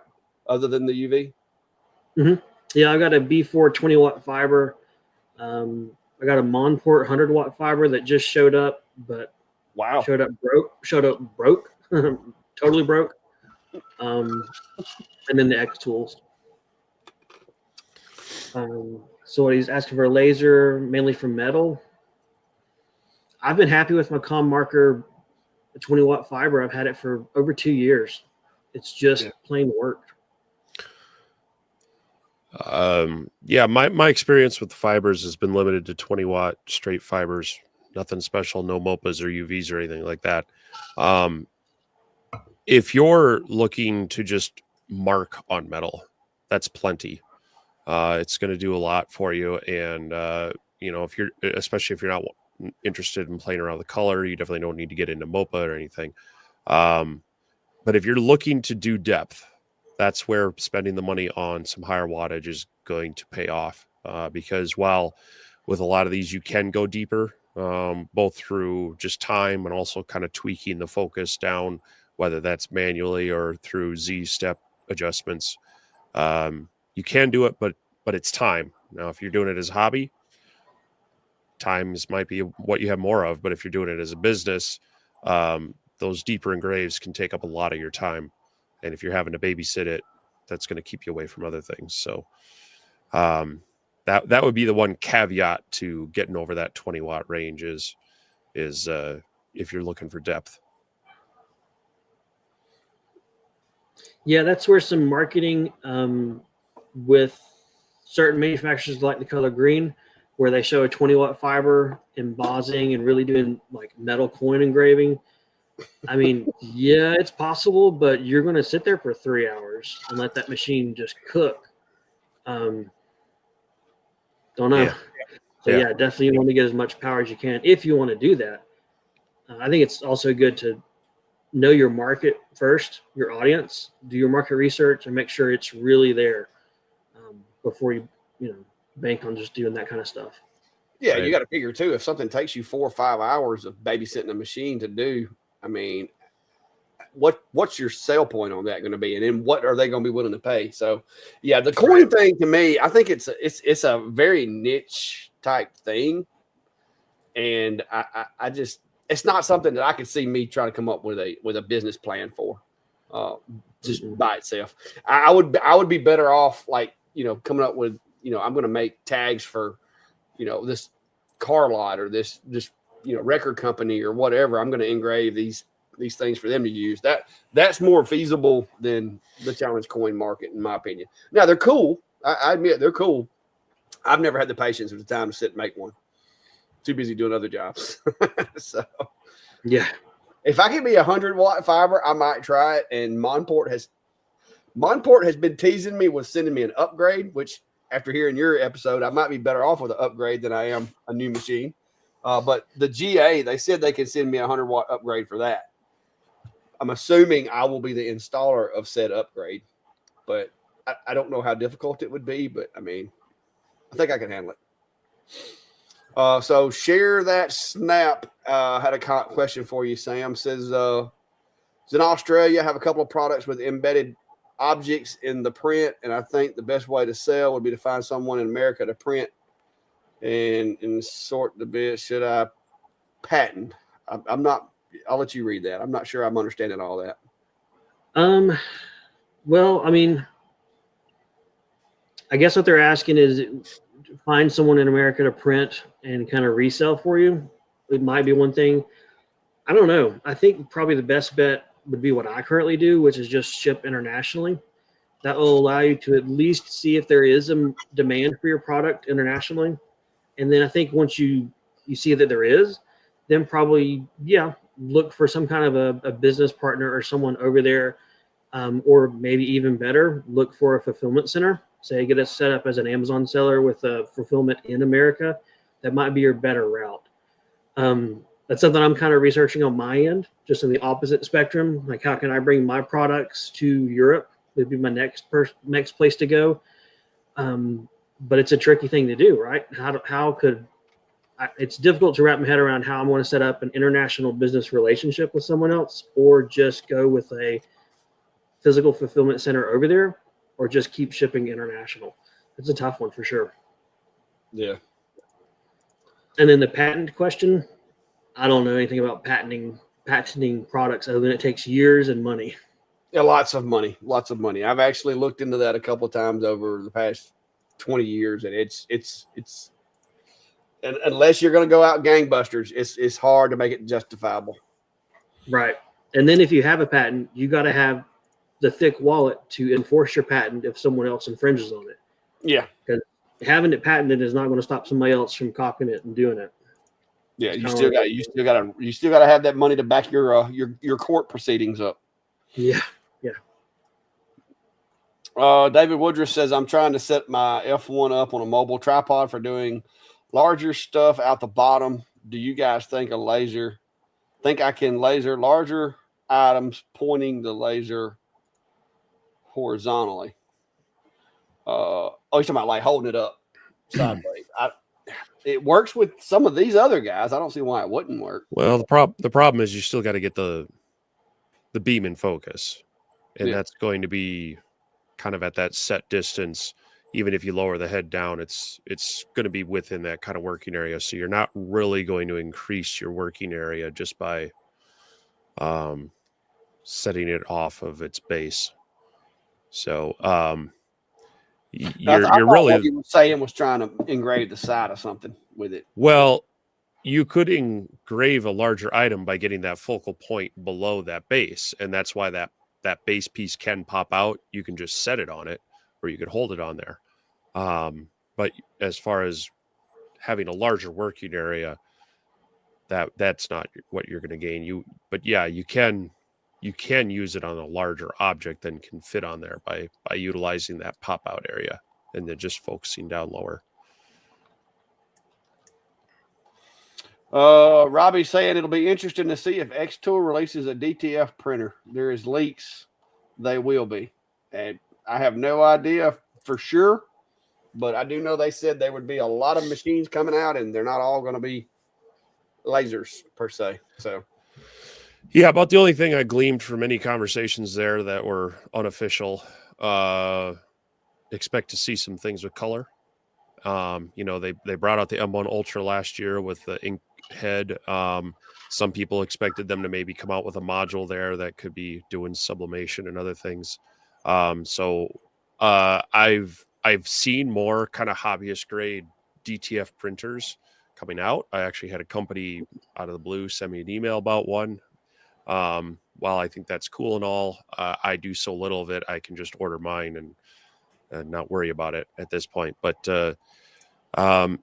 it'll be interesting to see what does come of that, of their kind of other tools, because that's one thing Jason said as well, is that they want to be making, Xtool wants to be a brand people go to for making in general, crafting and making and things like that. They'd like to be able to support that, whether it's lasers or others. So it's in the realm, but we'll have to see.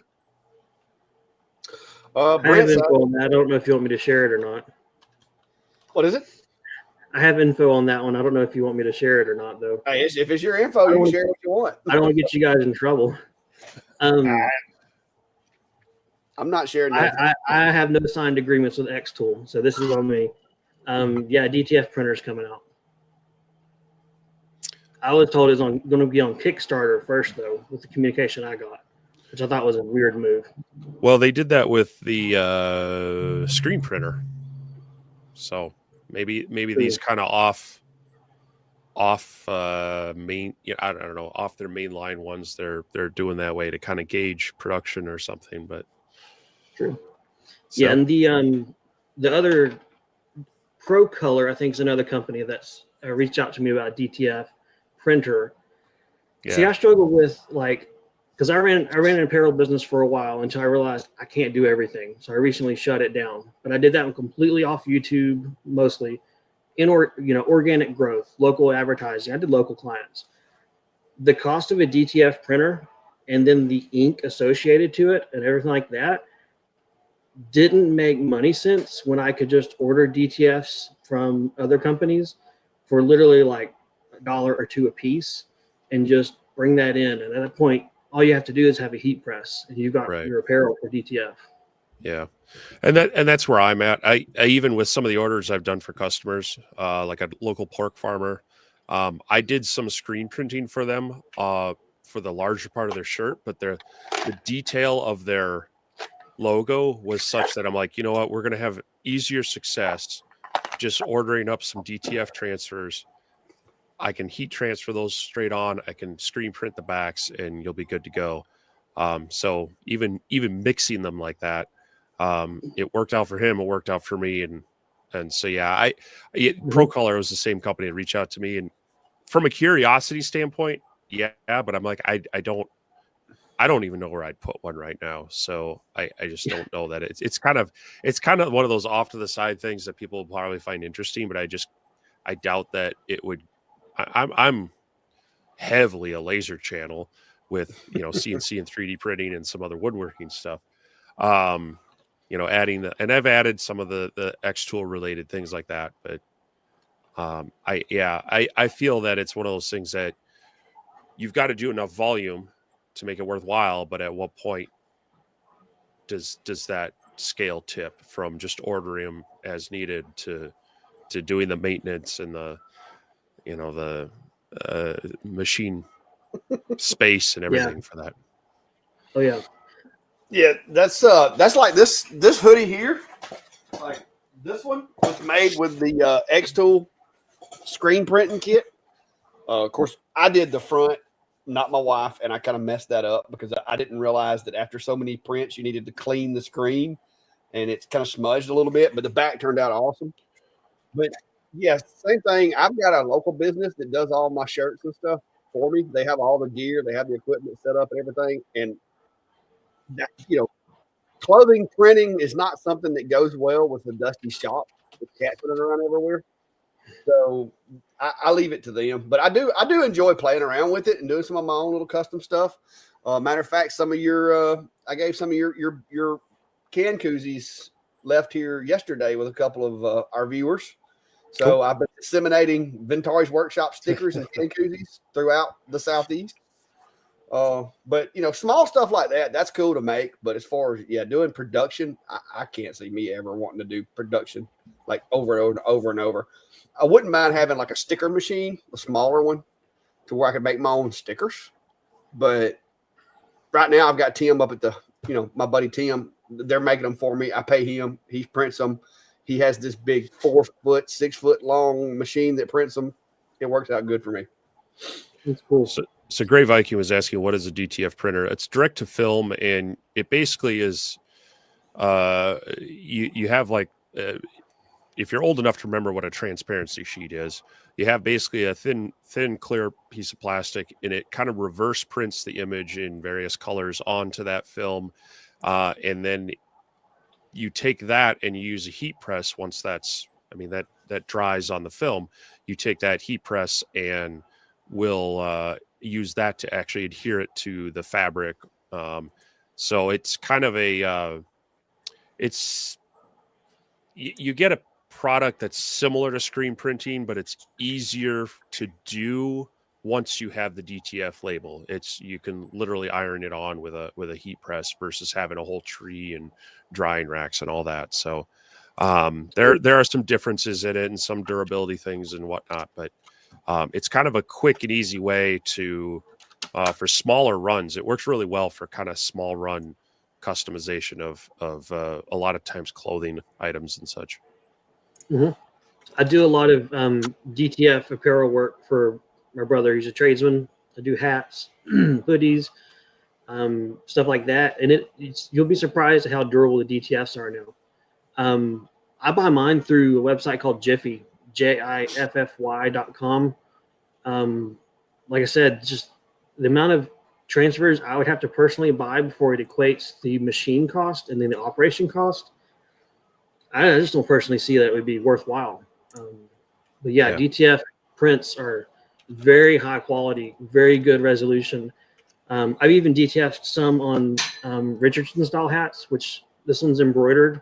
I used to do embroidery. And so I tested it as far as the durability, and it's surprising. I got a couple of DTF hats that are still rocking perfectly fine 6-8 months down the line. So it's really cool stuff. Yeah, I've done some T-shirts and some polos. Actually, the polos I was wearing at CES, I had put my own DTF transfers on, and I have a few T-shirts that I've been wearing out in the shop, sweating in, getting dusty.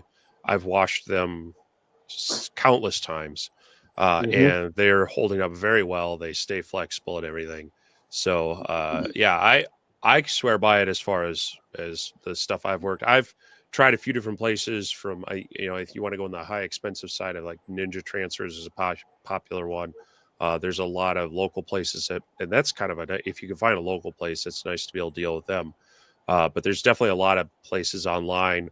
And if you do get into it, one of the things to look into is see if they'll do like what they call like gang sheets, or just like a instead of doing individuals, you can say, I want a 12 by 24 sheet. You just do your layout in there. Sometimes you can get the price down that way by just throwing a bunch of different ones on a sheet like that. So definitely something, if you're looking into that as an option, either for your business or something you want to get into, it is something to look into for kind of short run customization stuff. Cool. Steve, is there something you'd like to say to Cody? Cody, I hope you're feeling better. Cody, I am sorry he came all the way to your house to make you sick. But yeah, I am thankful that apparently patient zero did not affect me. And I heard somebody in the comments were saying earlier that you're supposed to take extra vitamins and stuff to keep from getting sick. And I can vouch for Steve. It was not because he didn't do that. We were both hammering the vitamins in Vegas. Yeah. I take mine every day anyway, but I doubled up while I was in Vegas. I was taking my multivitamin in the morning with my my Super B complex and my vitamin C, and then I was taking it in the afternoon too. And Steve was hammering them as well. I guess I don't know. I'm using the Walmart brand. Maybe they're just more effective. I don't know. Yeah, I was down in some extra of those immunity ones as well, kind of really trying to hit the vitamin C hard as well. But I don't know. I blame it on Clack had like, I don't know, 6 dozen hot wings the first day between Denver and LA or Las Vegas. I think he had like 3 servings of it, and it must have been like the capsaicin or something that just they were like, nope, I'm done. So we've had some more people, I think, join in asking about Bambu Lab. Adam asked, with everything going on with the Bambu, would we still suggest getting one? Looking to get one and hoping to get on that route, but all the news hasn't press and pause. I think that probably depends upon your stance. I mean, if you're fine with being in the Bambu Lab ecosystem, I don't think you're going to have any problems. I don't think that's going to change. If you don't like the idea of a closed system where you're in Bambu's ecosystem to do things with, maybe it's worthwhile to consider others for sure. But I'll also say that this seems to still be really new. And I think considering the backlash from people, Bambu may modify who they allow to play with their system or not. At least I hope so. So I don't know. Just kind of wait and see.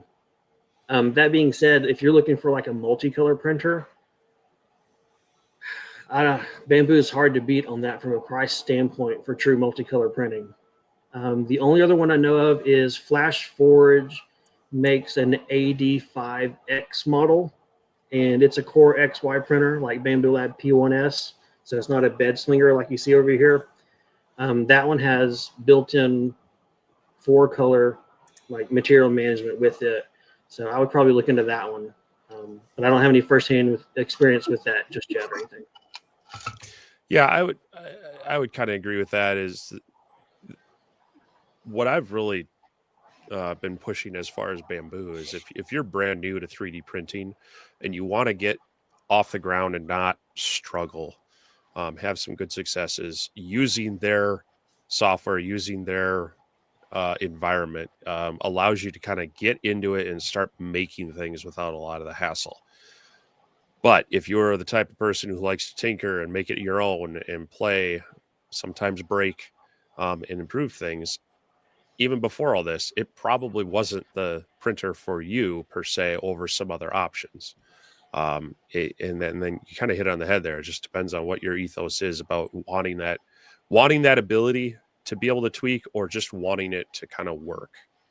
Well, it all falls back to the old Apple versus Android mentality too. I mean, Apple doesn't let you like write your own apps for your phone. Android, you can. Or at least you used to could. I haven't had Android in so long. I don't guess they've changed that. Yeah, I think the biggest concern that I've seen around this is the concern that this may be a precursor to Bambu Lab going with some kind of subscription model or pay to play to use your machine. And some people who I've seen content on doing that have said they wonder that, and they think that because by changing the ability of using your printer now, like when I purchased these, I purchased it with the terms of I can use it with whatever software I want. And now they've changed that. And with some of the latest firmware updates, it's going to not allow me to send a print job to it like I used to, unless I am in their system or use their software. And so that really, for very good reason, has a lot of people pumping the brakes and then thinking, wow, okay, well, if this company's going to do this, what have they really got planned ahead? The subscription model is hands down the most, scary thing to think about. because you already buy the printer, and if they're wanting to get you to subscribe to it to keep using it, I would be shocked if they did that, because I feel like they would be really hurting themselves by doing that. But I was just saying that would be a poor, very poor business decision, because their stocks would, overnight they would really hurt their sales, because then they would be limited to the casual user, in my opinion. Yeah, it'd be interesting who their market would be at that point, because inherently, I mean, they've gone after kind of that consumer that doesn't want to, less of the hobbyist, I guess. And so maybe it wouldn't hurt them that much, but yeah, that definitely would change my tone on it. Is if you had to pay a subscription model just to be able to use it, then that would change things quite a bit. And I would hope they don't go that route. But we'll have to see. But luckily, this day and age, there's a lot of people who would be willing to fill that void. So, right, I hope this definitely brings a lot of competition, and I hope other 3D print manufacturers start stepping up to the plate with their offerings. I really would love to see that the most, I think. Yeah, well, I mean, if Bambu does do that, that's definitely going to level the playing field for some of these other companies, in my opinion, because that would be a big step backwards from a company's perspective, in my opinion. Yeah. Well, we are running up on 2 hours, so if anybody has any final questions for it, now's the time to try to get them in there. I know we've probably missed a few over the couple hours. Even with just two of us in here, we can get to yakking. It's been great having Sam in here as well. But for those that don't know, Clack and I, we have our own channels. They should be linked down below. We do a lot around lasers, but also CNC routers and 3D printing and general woodworking and making. We do this show every Sunday night, where really a lot of it's driven by the audience and their questions. News such as Bambu going on, or new products coming out, maybe a new project or a thing we've been working on. And we do have a Facebook group tied with that group. It's a laser engraver community, although, we've been talking about possibly having to rename that because we have expanded. But that grew out of this live stream. So if you're interested in interacting more or have some questions after the show, you can hit us up either on our Facebook pages or in that group is a great way. And also with that, we do have links down below to our community map. If you want to, you can add your pin on our community map. It has there's a form that's attached. It just asks for city, state, and name. It can be your business name. It can be a real name. We're not asking you to give away any personal information you don't want to disclose. But it's a nice way to kind of keep track of who's where. And sometimes when we go places like Las Vegas, we get the word out there that maybe we want to try to do a meetup. So consider joining that as well. But other than that, Sam, any it's been great to have you here. Any final words for the three channels? No, I'm glad you guys invited me and twisted my arm to come over. It was fun hanging out. Although this is like Sam's bedtime, just so you know. Hey, you're on. Are you on Eastern time there in Tennessee, or are you in Central? I am. Yeah, okay. Eastern. Yeah, you guys are a little bit split, I think. But so we don't want to keep you up too late. And speaking of conventions, Cody, Workbench Con is coming up. We're both slated to go to that. We're trying to finalize plans. I have a little bit of bad taste of air travel and being sick, so I may be rethinking flying down. But yeah, we're both slated to be there, and excited to meet up with other creators, such as Sam. I don't think Sam's going to that one, but if possible, we might try to do an off-site dinner or something, a meetup in the Atlanta area. So yeah, as far as I know, I'm planning on going. It's still out whether Brandy's going to go or not. If probably she's going to stay at home because she said she wanted to just let us, us guys go and have a little time, and she knows that it's gonna she's gonna be the only girl around talking shop all day. So I think she's decided she's going to stay home that week. But yeah, we do have that coming up here at this end of February, isn't it? It's very end of February, and I think the first day of March. So, but now Sam's not that far from the shack, so maybe in the future, especially once I reach that threshold to where I'm out doing stuff. But let us know what you think. It was good. I think it was good to have him on here. Sam's one of those channels that I actually watch a lot of his content. I do value his opinion with machines and stuff like that. So it was cool. Seeing him in the comments for the past few weeks, and so I just emailed him and I was like, hey, if you're going to be lurking in the comments, you have an invitation. So hopefully it didn't embarrass him too bad, and he can come back someday. So, but yeah, that's it. Sam, anything else you want to say about your cool LED lights? You caused that, just so you know. Putting me on the spot, like, oh my gosh, a live stream, because I don't run with them usually. Hey, well, you really pulled it off well. It looks good. The recessed lighting up there, along with the blue lights and all the machines actually printing. They may have all been just printing random stuff, but it looked good. It looked good. Oh yeah, I'm working on a new thing I call spaghetti. I think it works out pretty good. But anyway, guys, we appreciate y'all, and we'll see you next week. And you never know, maybe we can talk him back into coming again, or it may just be me and Steve with a little bit more of a healthy twist on Steve. Yeah, let's hope so. Y'all have a good one. We'll see ya. See ya.